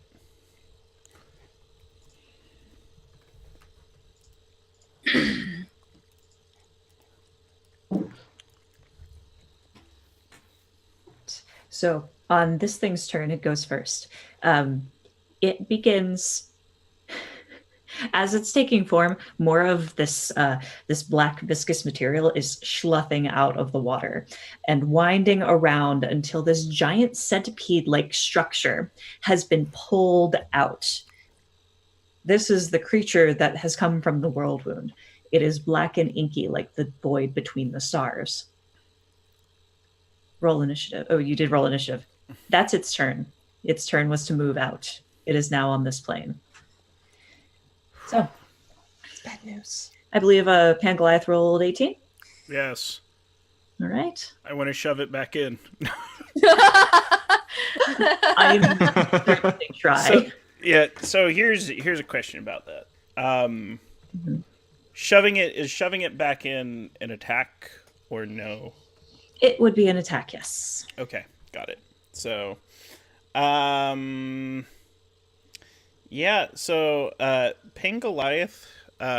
is going to pull out a billy club, just kind of like this old English Bobby police officer nightclub. That's his weapon of choice, and I'm going to start beating it into the head as hard as I can. Okay. So you can move up and start doing that. Go ahead and roll me might. Okay. So I'd like to use some. Let me pull up my character sheet. Love it. Yeah, so I'm going to use some effort. I'm gonna die. And then let's see. So, nope, no good. I got a 7. I'm going to use my XP to reroll though. Okay. Good thing I did that. Got a 19. Awesome. That Really? actually Still next. Okay. Okay. How many points of damage does that do? It's a medium-sized weapon, so however many that is. Okay. Yep, that's 4. 4. All right. Okay. Ash, it's Maeve's turn. Isn't it +2 for 19? Oh, yes, it is. No. Oh, nice. Thank you. This is a mighty. Yeah, you've seen the kind Pangoliah just be like, kill it with fire. Yeah, A mighty warrior. yeah, it's +3 or a minor effect. I would like a minor effect. Okay, what would you like? I would like it to be. Would a minor effect be it being disoriented on its next turn? Yes. Yeah, Okay. if it's for one turn, I'd allow that. Yeah. Okay, so yeah, Maeve. All right. Maeve will take a few jumps backwards. Okay. And as she does Still so, attached to your foot. As Okay. you jump backwards, it's almost as if it like sloughs outward, growing with the amount that you're heading back in the same volume, just sloughing out like spaghetti. in that case, she does not want this to get bigger. And she stops moving and she throws seeds in its face. Except as those seeds leave her hand, they catch fire and just start to drill into this beast as she uses Seeds of Fury. Can you read out for me what that does? Yes. Throwing seeds into the air ignite and speed towards a target within long range. Scorching the air and twisting smoke trails. The attack does 3 points of damage and catches the target on fire, inflicting 1 additional point of damage per round until it's put out. Okay. I guess the only thing I'm looking for is if you need a roll. I honestly don't know. It's based off intellect. I have to spend 1 intellect to use it. Okay. So I can always make an intellect roll if you want. Let's let it happen for now, and then I'll look it up later. Okay. The 3 points of damage. All right. And Ethan. It's Carmine's turn. Carmine, their halo fully emerges at this point, and I'm gonna try to hit it with my greatsword. Okay. So we're gonna use the Claw of Acrimony. And stuff happens, because it's... Oh, I'm applying effort to the attack. Okay. Yes. I need this to hit. It doesn't. I rolled a 10. I assume. What did you roll? I rolled a 10, so with effort. Oh, yeah, 13. 10 will not hit, but you can spend XP to reroll. No. That doesn't work for me. I've never succeeded on a reroll in my life. The honesty. Well, with an attitude like that, you never will. Okay. All right, Munster, it's your turn. Okay, so Munster is holding on for dear life. He is going to take a few quick breaths, and now that he's like now in the melee of everything, kind of unwillingly, he's going to scamper out of the pocket with Gouda in tow. They're going to like climb out of Pangoliath's pocket onto his back. And I originally had push as an ability, but I'd like to trade out for shatter if I can, because I just read that anything I push has to be my size or smaller. Oh yeah, Very definitely. limits how many. Yeah, go ahead and change to shatter. That's Okay. In which case, you said this creature is this composed one substance like surrounded by water or some kind of sludge? It's some kind of sludge, and it seems to have a almost non-Newtonian amount of mass associated with it. Okay. Gosh, actually, man, being small kind of stinks when in combat sometimes.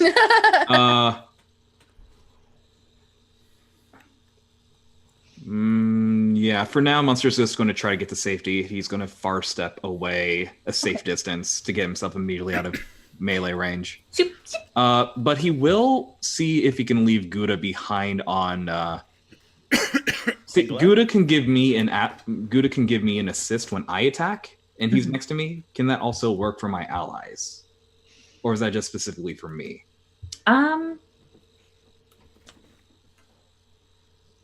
I don't see why not.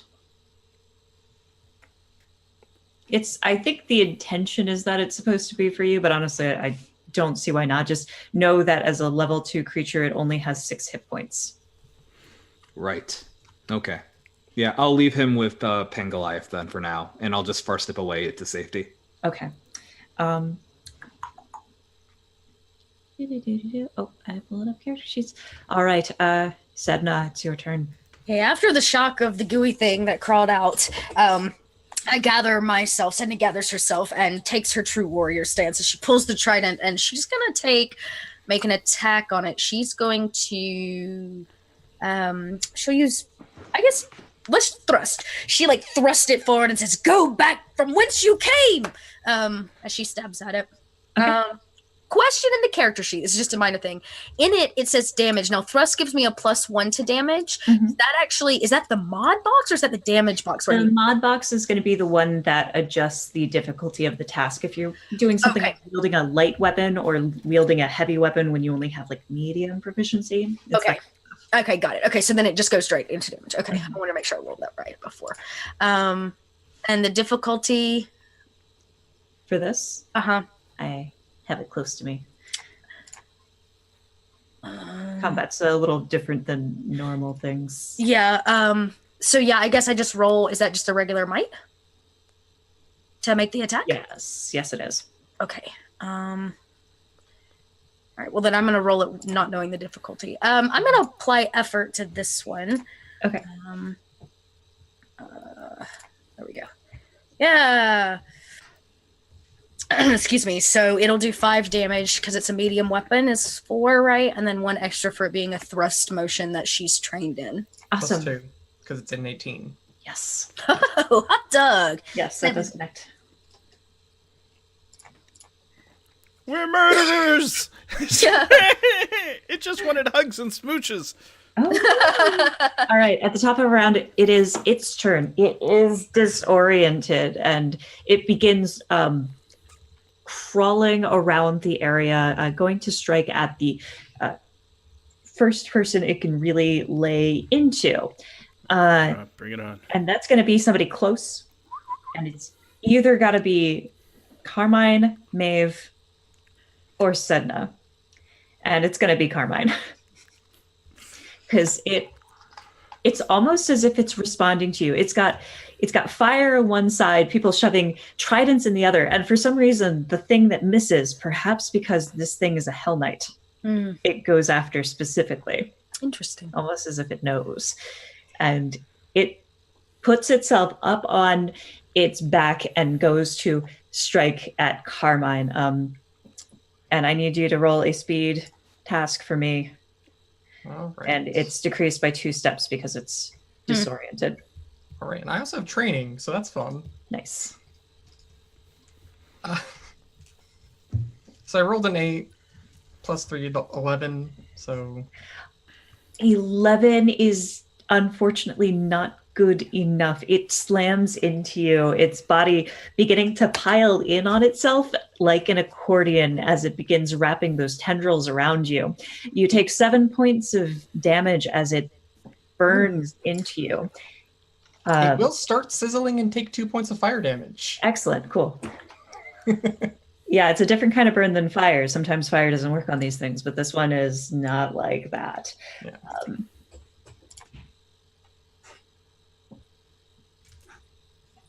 Great. Feeling that fire from that radiant, righteous fire, it actually squeals as it lays into you and begins sliding off onto the ground. Sedna, would you like an XP? I sure would. All right, take one and give one to a friend. Well, my friend in need right now seems to be our Hell Knight, so we'll give it. We'll give it to Carmine. Okay, this is not going to introduce a particular intrusion like an attack, but it will cause you mental strain, dealing 2 points directly to your intellect. As you realize some of the history of your culture features creatures like this. And your culture is a little bit different. Sumi is regarded as the dead god here. But in your culture, perhaps she wasn't alone, and that her wandering the earth was actually one of fighting off the Titans of Chaos. Oh, interesting. Fighting back the void so that she could make a home for herself. And you find yourself thinking, am I fighting this now? Becomes it's a lot of pressure, you know? Yeah. A lot of responsibility. The stakes just raise a little bit. Awesome. All right, Pangoliath, it's your turn. All right. I'm really concerned that alligator people might think that we're hunting this thing. However, I'm going to continue to bash it in the head. Question, though, is me bashing it in the head considered a might task, or is that something else? I'm just trying to figure out if my mammoth counts when I hit things with my club. I see. Yes, it would. Okay, I rolled a 14. Okay. And I'm using 2 points effort. Okay, yes, that works. Okay. That will connect. Woohoo! Man, I love Cypher. I'm burning through all my HP to hit it. So yeah, once again, Pangoliath, it just comes up. He's like, I hope this doesn't count as hunting. And he just runs to the other side of its head and cracks it again. Yeah, you crack the side of it. As you do, you realize that soft exterior that it has is starting to crystallize. As you break a piece of carapace that's only just forming off of it, it shatters into pieces and falls to the side. It begins to crawl a little bit. It begins to move toward you. Would you like an XP? Yeah. It begins to move towards you, and almost in the proximity, it first creates a club that is similar to yours, and then it starts creating feet that are similar to yours, almost as if it's trying to assimilate you. You're so handsome. Ash, it is your turn, and you see, or sorry, Maeve, it's your turn. You see this thing begin to separate into different parts, almost as if it's on its last legs. It's not supposed to be here. And she will shoot out a vine that kind of spirals off her arm at Sedna. And it's probably a little horrifying at first, as it's shooting out to you and slaps onto your chest. But you realize that it's kind of incorporeal. And it reaches down deep inside you and just pulls out animalistic aggression and allows you, let's make sure I get all this right. You gain an asset on might-based attack rolls for 1 minute. Oh! Nice. Great, thank you. All right, Carmine. Still with this goo leg arm thing, Carmine's just gonna like swing at it, just try to disconnect.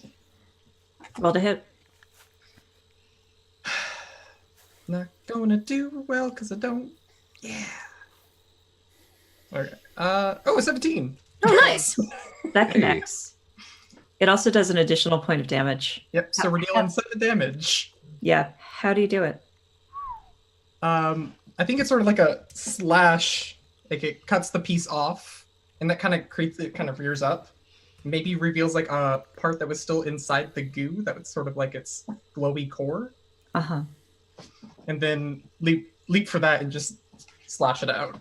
All right, you slash it out, and the entire thing begins sizzling and breaking up into glowing red fibrous pieces of charcoal as it folds in on itself like an accordion, shrivels and shrieks into nothing. And you're left alone again with the glowing world wound in front of you. It pulses slightly. And that is why we don't approach world wounds. Good job, That's everyone. disgusting. We handle that Takes a beastie. couple steps back. Okay, a question, Marcie. Is this would this be considered like a demon spirit or other creature, the wound itself? Could I banish it? You could try to. Blessing of the However, I gods? think the level is a little bit too That's what I was high. thinking. I could apply effort, but only one, which would only mean that basically takes my ability up to level 2. But if it's anything higher than a level 2, I couldn't. Well, I do allow for things to work outside of the rules. There are alternate magic rules in the Cypher handbook, and it counts as like rolling for a task that makes something difficult or impossible. So what you're asking is possible if you manage to nail a task difficulty of, well, impossible. But impossible, basically. Okay. Yeah, you would need a 10. However, yeah, it's Man. rough, but Carmine, after seeing this, and you could probably make some connections here on what's going on, you might be able to make a roll for it to see your thoughts on this, or you can spend 2 XP to gain some GM insight. I don't know. I'll go ahead and do a roll. Okay. I like rolling. Rolling's fun. Everyone likes rolling. That's why we're playing this game, right? Roll dice. Rolling dice. I got a 3 though. You're not sure, but you get the feeling that you're right about staying away from this one. You're just not sure why. You're right, but you have no idea why. Yeah. My web feet tingle and tell me that this is a dangerous place. We should leave it in peace. I agree. Definitely alert those who live nearby the danger, and hopefully nothing like this transpires again. I wish to say I was a strong enough vessel to banish it, but I am not. That piques a little bit of Carmine's interest, but we'll save it for later. Sure. All right. You move on. You can commit this place to memory if you like. And Maeve, you do not remember this from 30 years ago, but you know that world wounds have a tendency to open randomly sometimes. Sometimes they've always been there, such as the Hellgate in Orison. Sometimes they only open for a moment. It's not good having one here in this forest. No, it's not good having one most places. Yes. I probably say that to goes, the goddess Sumi would say it is not good to have it any place.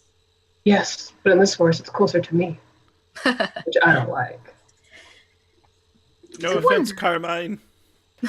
I wonder, would a metal beast find its genesis point from a wound of such?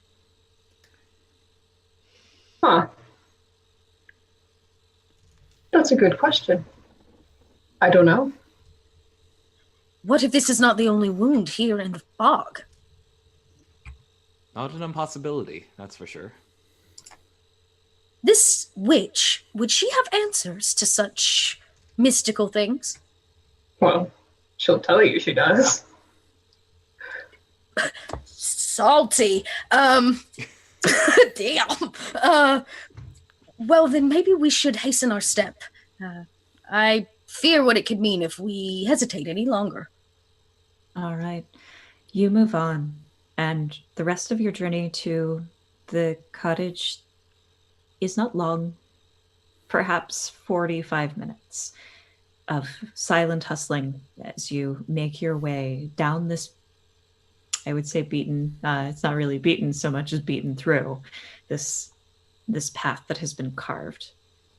And eventually you come to this clearing where the cottage should be, and find that it is now in pieces, and that the path that this beast made has come from beyond.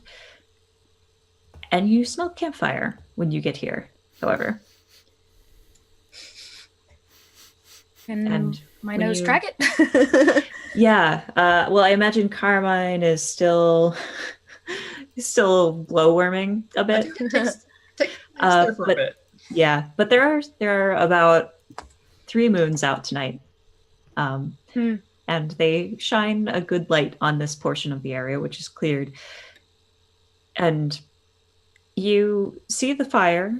Actually, there are 2 of them. And then you note about 4 figures sitting around it. And that there is some sort of beast, perhaps a horned lizard of some kind, on a spoke over the fire. And you realize these are Theron sitting around it with their Demiran garb. It's hard to see in the light. It just looks all black under moonlight, this red and black regalia that they wear. They seem to be talking amongst themselves in their own language. Should I try to speak with them? Naturally, you'd be looking for Sariaros, but you don't see her, and she's hard to miss. Seeing the destruction of the cottage, Maeve is quite upset by this. And when she sees the campfire, she's not exactly happy about that either.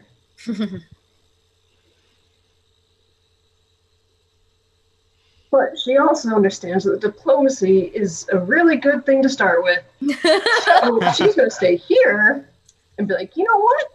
Why don't you go ask them and see if they know what's happened? Pangoliath, you may want to get some of those gifts ready. Oh, do you want me to go make friends? I just yell at salutations. They don't seem to hear you. They don't turn around. They keep minding their fire and their own conversations. It is rude to ignore someone. Hey, relax. No. Yeah, that's Pangoliath. He's like, whoa, chill. We don't know the circumstance, and I want to go rolling up to them, just because that's my strength skills. And if possible, I'd like to use my kind special ability and pay you an XP, and you'll get to decide exactly what it means. But it just means that we're framing the scene out of a kindness. Okay. I'll put it in chat. Right. So thank you. You tumble in, and they look to you smiling. Their eyes have been covered with buttons. Oh no. And cotton and leaves. And these things are just kind of sticking to them. And they smile at you, and you tumble in. And they say, "Oh, Wilfreda, you're back." One of them does. No, I am your new friend, Pangoliath, and I come bringing gifts for all of you. And I realize I'm like down to a book of matchsticks, and I hand each of them a matchstick, and I go, "These are to remember me by in our friendship." They take them and say, "Oh, I couldn't possibly," and they begin eating one of them. Marsie, no! Oh, this is very good. Thank you for this kindness. And they just keep talking to you as though you're an old friend. And as soon as you correct your name to them, they start calling you Pangoliath. But there's no change of intonation to that friendliness. There's no recognition that you're a stranger to them. Similar with me. These are my people. Maeve, you know this is one of the old tricks that Sariaros pulls on Theron who come around even if they're invited. So seeing that, I think Maeve is going to take a moment to see if she can sense like the trace of magic. She knows this is one of Sariaros', but to see if there's any other sort of like either glamour or illusions and she's hiding somewhere, or she's left some sort of like trail. Go ahead and roll me an intellect check, and if you have an asset regarding sensing magic. I do indeed. Okay. Eating matches, thinking they're candy. And Goliath, I've changed my mind. I want to ride with Sedna.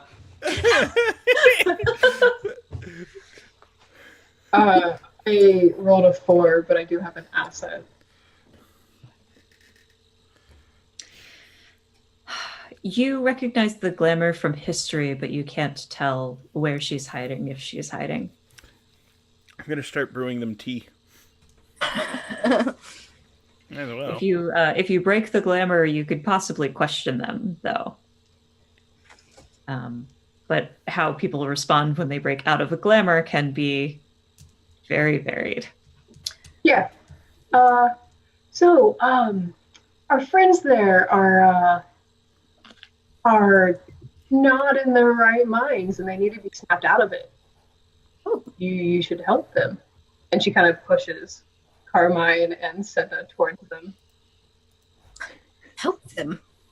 Do you think that these are the other ones, the friends of the other Theron we saved? Yes, I do. Oh. Peculiar, their eyes. Oh, I know. Why do I always feel you know things that I do not? Probably because I do. The answers come in from all sides. Sedna's like, how does one go about breaking such a spell?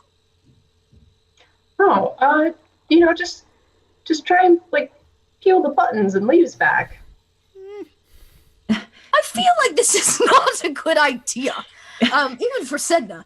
Meanwhile, in the circle, they have this bucket of dirt that they are passing around, and they are filling up the smaller cups with it. Just you hear it tinging against the sides of these cups that are just kind of ceramic pottery. And then one of them sticks one of the matches into the dirt and stirs it around before just starting to consume this. I put my hand over top of the cup before it reaches her mouth, and I said, wait, sir, who is it that would play such a trick on a living creature?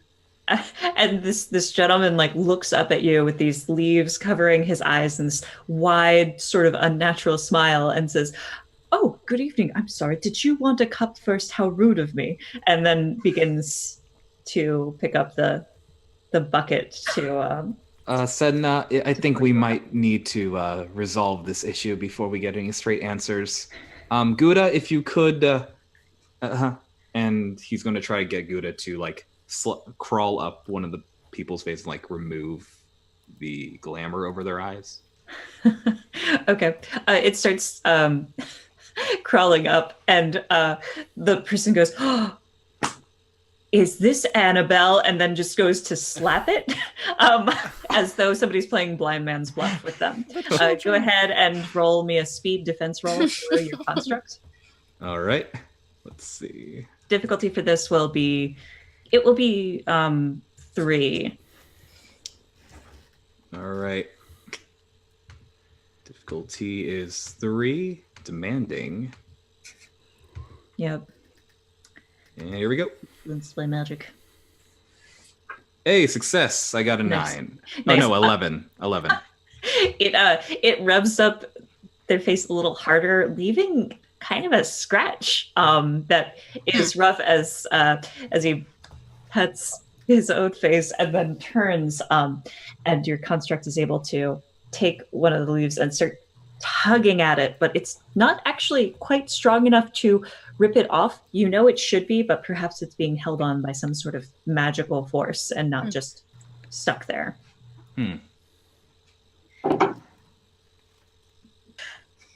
Can I rip it away harder?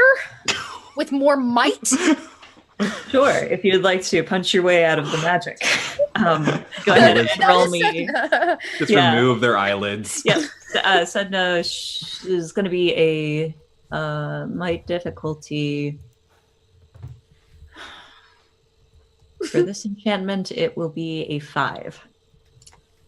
Oh my. Well, hey, I did it. A 19. Ooh. Oh, 19. Excellent. And also you get a minor effect as well. Hello, Raiders. Oh, and a minor effect. Yeah, I would like to make sure when I rip this off, I don't rip off any actually functioning part of the body.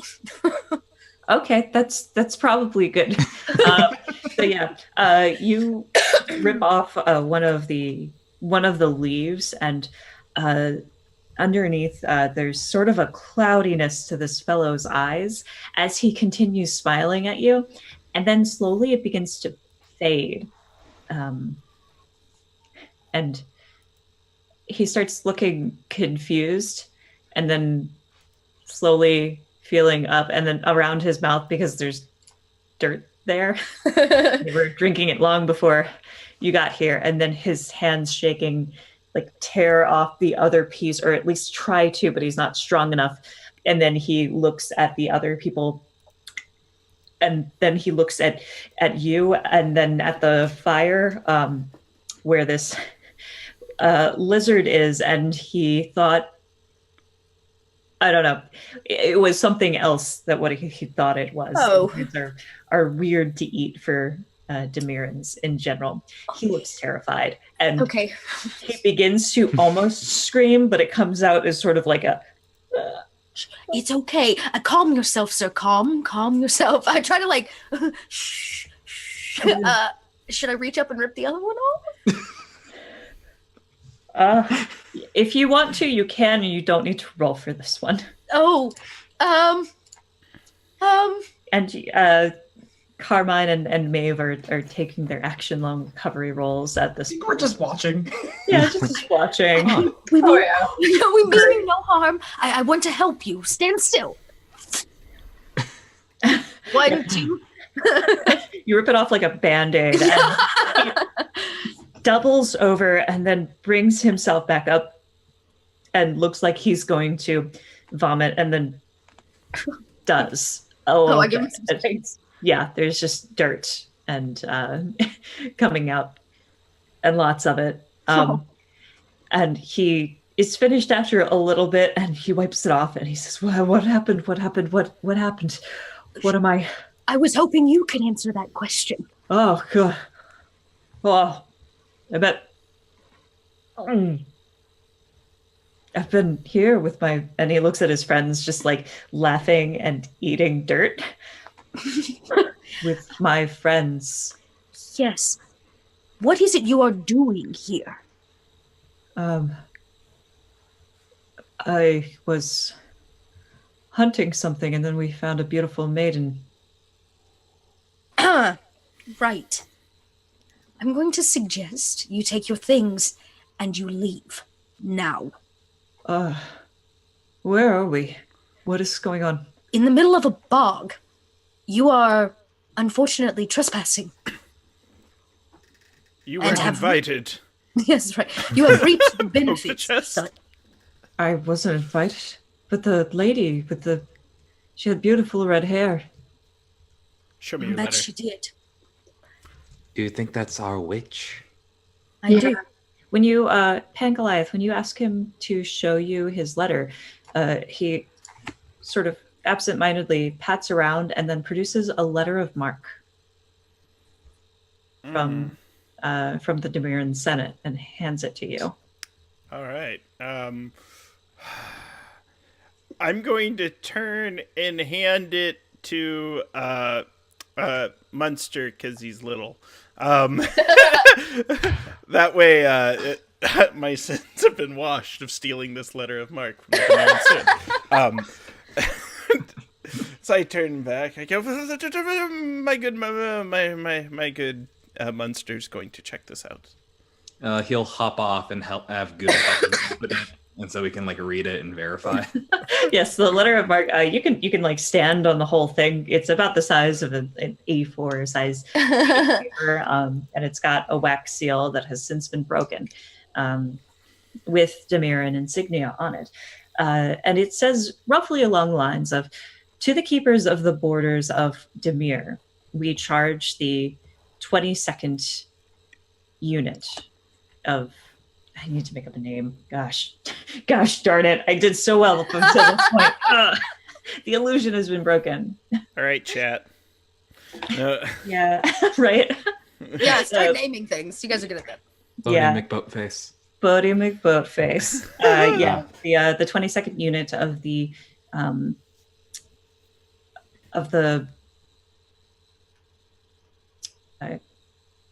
Crimson Hawk. Ah, There we go. Yep, did it. It's pretty good. In my head, I was that's thinking, pretty darn good. Yeah, that in sounds my legit. head, Yeah. it was the Crimson Talon in my head, so we were in Oh. sync there. There we go. Yep. The Crimson Hawk. You are charged with bringing this creature to its death or to justice for the destruction of the town of Helion. And it doesn't give any more indication than that. And he's able to tell you that I'll just roleplay this. We were able to track it to these, and he looks over at woods.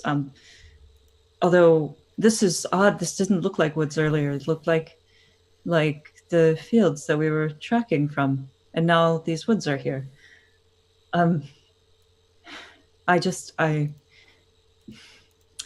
We were tracking it and we lost it for a while, and we found this maiden who we spoke to and tried to get the information of it, and then she invited us back to her cottage, and it didn't, and he looks at the shack.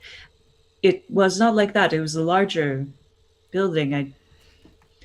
What is going on? Who is this magic? And his eyes start to fill with fear.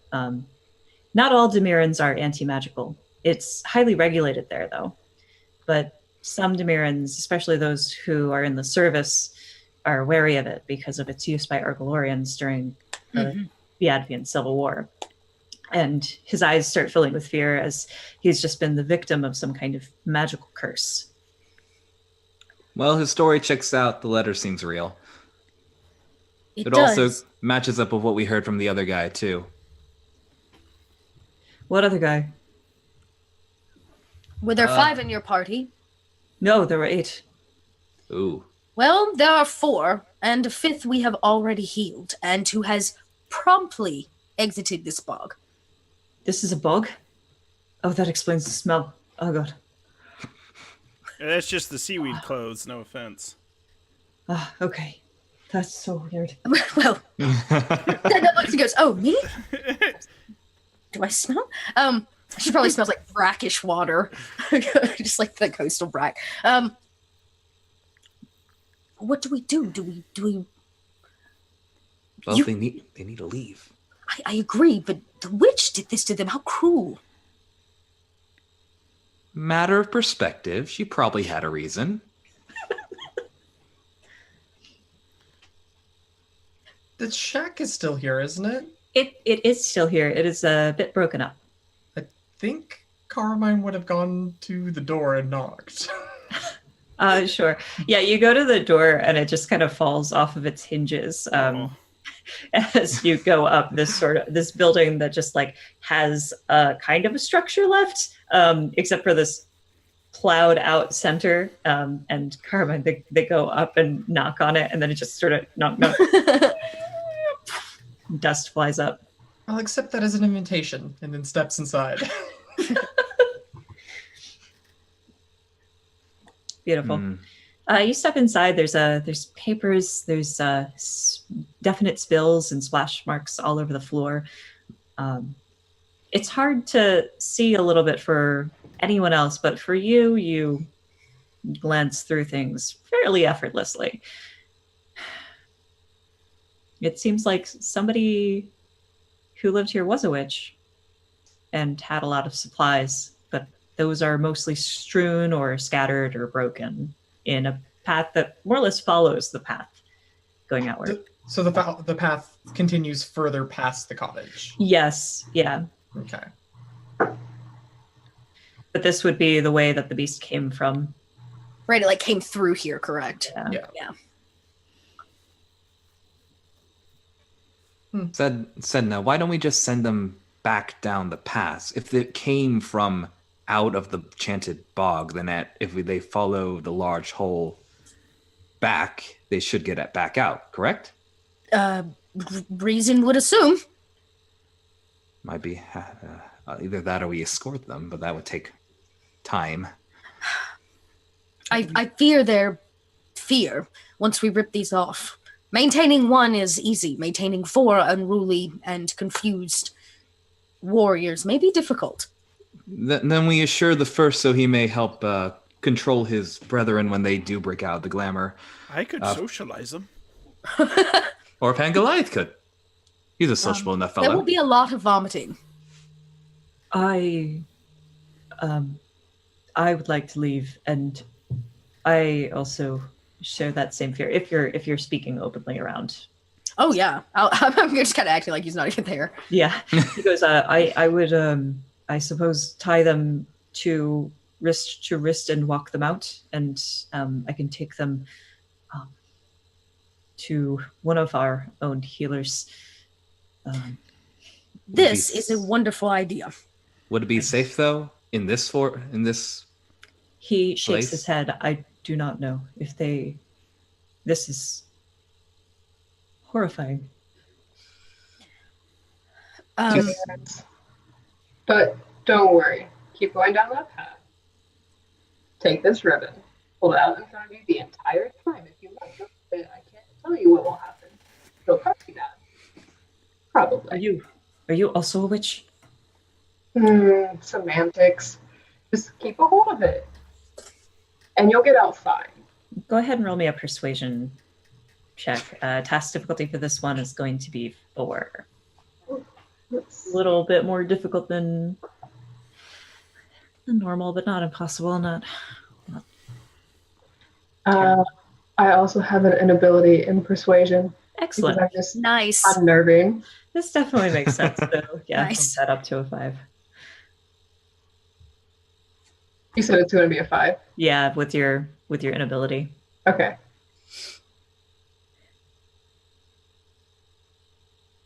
Nice. Oh, there we go. Oh, What'd you get? What'd you get? I can't see. 17. Oh, Nice. 17. Yep, that'll work. He reaches out and he says, well, I suppose if I'm to trust anyone, it will be the person who broke me out of that curse. And he reaches out and takes the ribbon from you.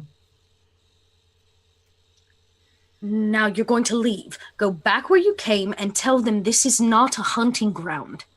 It didn't look like woods when we got here. I appreciate that, but the creature that you hunt is now out of your reach. Huh. All right.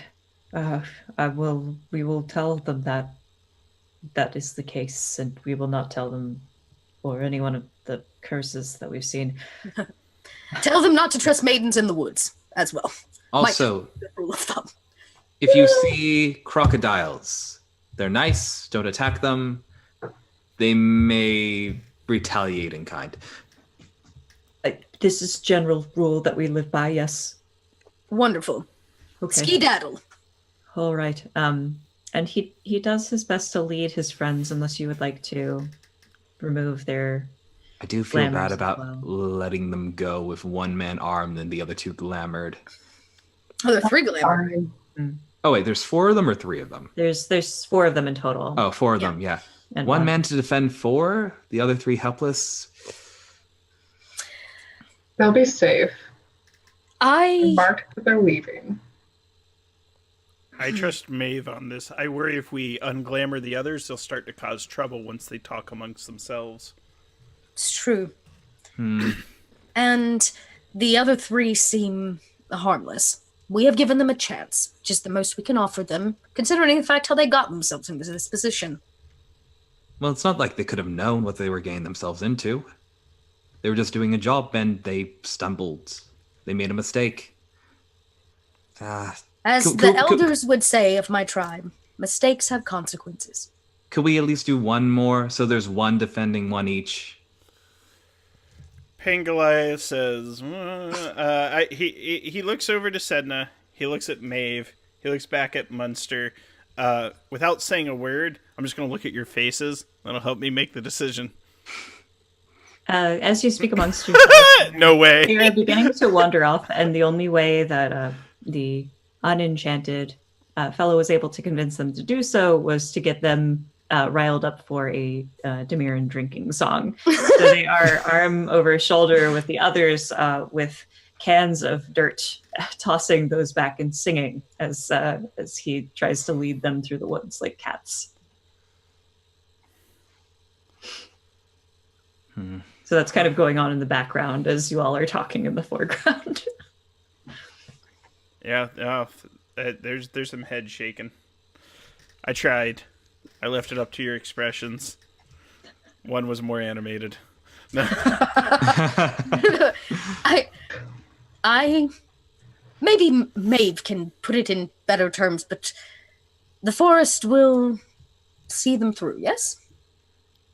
It won't hinder them through. What will happen, I guess. Words spoken by a true professor. Pangolai is like, and I gifted all these people my fine things. Carmine, as you peruse the house, what are you doing in there? In the what did you want from there? I was hoping to find the witch. No, she is not in here, unfortunately. So I'm looking for any clues as to where she would have gone.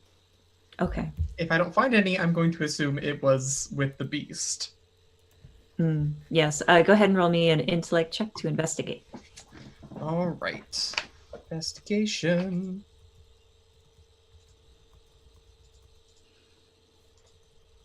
$18. Okay. Nice. So you look over the remnants of the cottage, and you find various things. You find pieces of a diary, and if you flip through that, you find various sketches of different creatures, and some sort of scribble. You can't quite understand the language, but it seems to be some sort of perhaps anatomical type of notebook. In the back of it, you note that she has recorded that world wound that you found, probably about 3 or 4 weeks ago. The numbers are still in a language that you can understand, but the words are not. So you're able to find that. You also see various other notes written in other languages to other people, but there's no indication here that you can tell of where she is now. But based on sort of the notes that you're finding in languages that you do understand, you figure out that these soldiers, as the Demiran spoke of, actually stumbled upon her first, and she probably learned of the beast then. And you actually find a rough sketch of it. It looks a little bit like a turtle with a more elongated shell, and then some sort of boxy structure on top. And it looks strange. But it's not like perfected like the other ones are. It's more like a police sketch, sort of really quick drawn one. You're able to tell that perhaps she went to go try to find it on her own. And these soldiers have been on in a glamour ever since they got here. I got a lead. Oh. Comes out the door of the house. What have you found? We're following the beast. So we should go the opposite direction. No, we should follow it. Oh, I thought we were going against it. We were yeah. Right. So we would have to go the other way. We'd have to turn around and go the opposite way. Okay. Well, this is... So you assume the witch followed it directly? It seems she had an interest in it. Seems there are quite a few people that have an interest in it.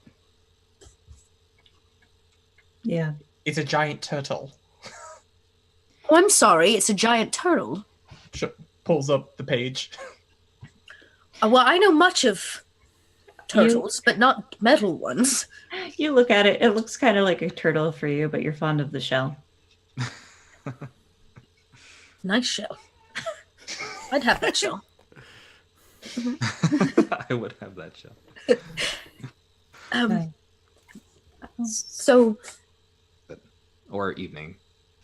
Maeve, if you look at the documents that Carmine is producing, you share more languages with Sariaros than most people here do. And when you look over it, you don't need to roll for this.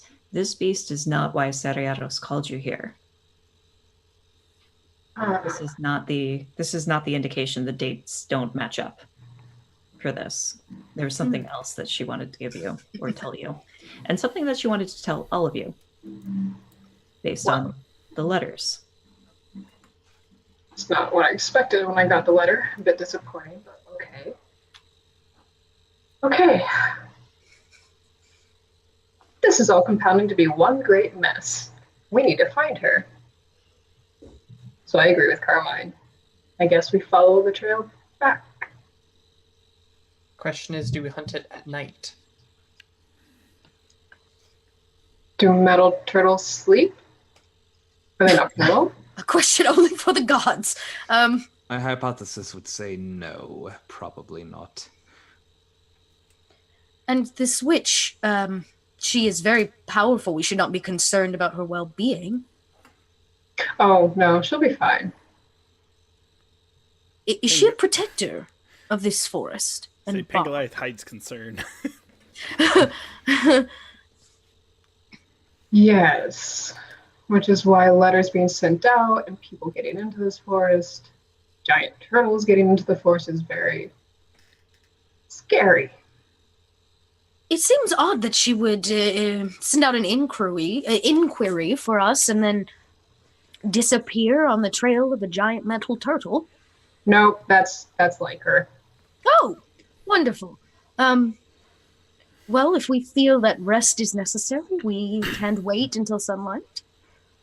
Or we can do as a metal turtle does. And not sleep. Well, I don't think we're metal turtles. So we'll have to sleep sometime. Agreed. I look at the shack. It is worse for wear. And should its owner return, we'll be here for them.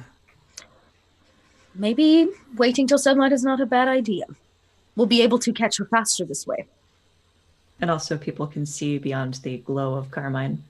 It's true, as much as I appreciate the hellfire.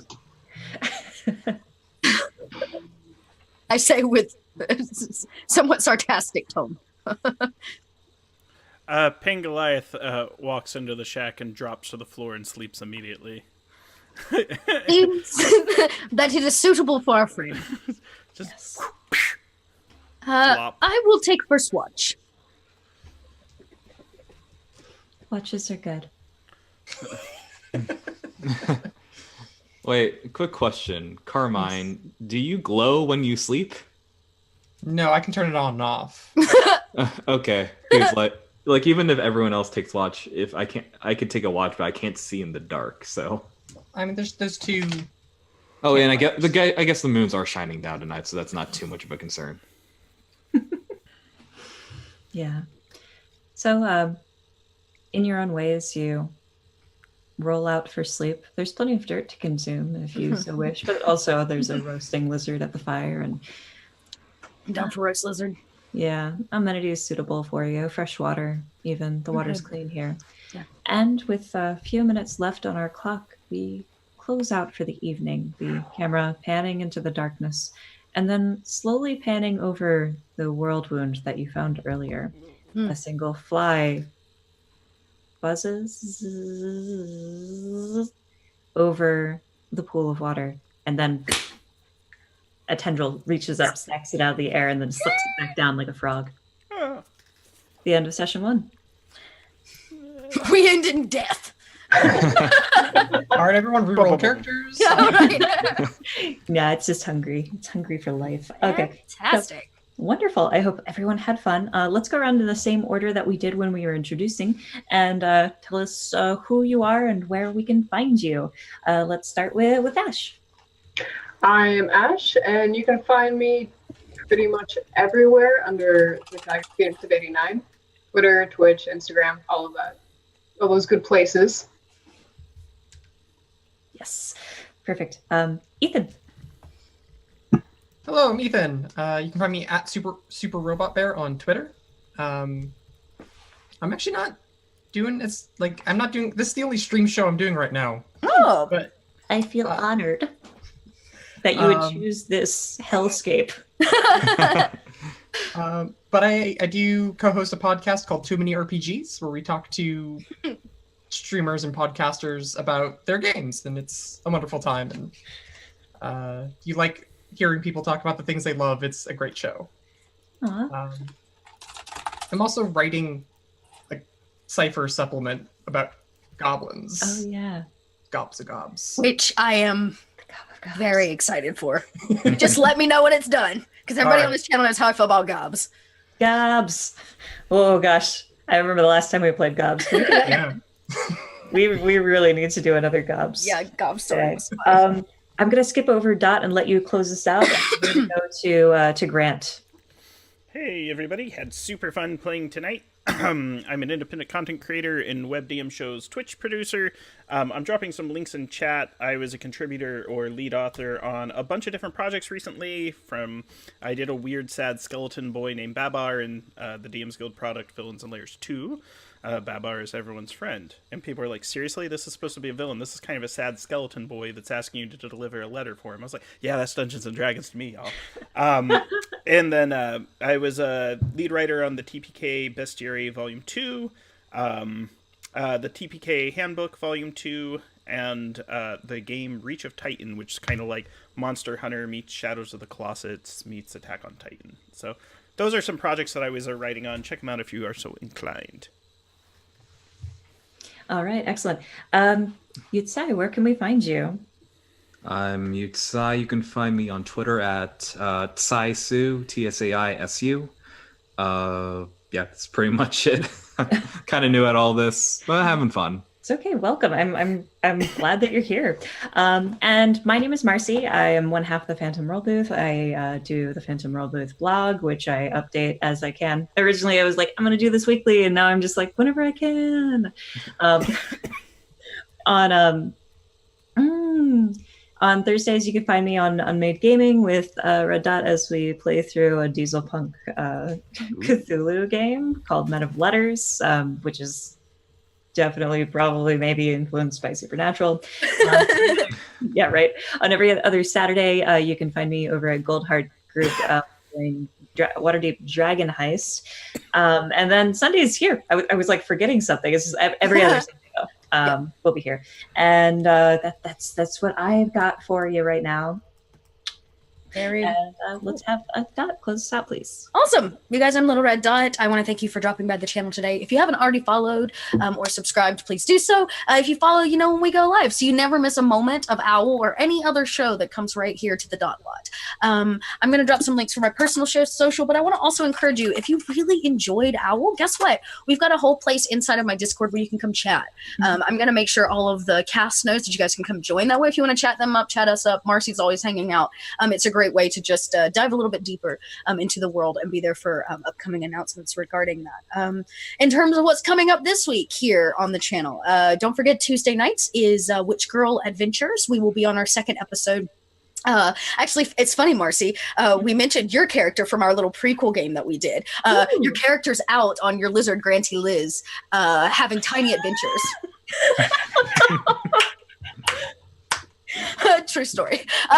So you're out having tiny adventures while we have Witch Girl Adventures. There's no lizard. I love it so much. But that game is going. If you'd like to catch up, you can check out the YouTube where both this will be coming as well as anything else that comes to this channel, you can always check there.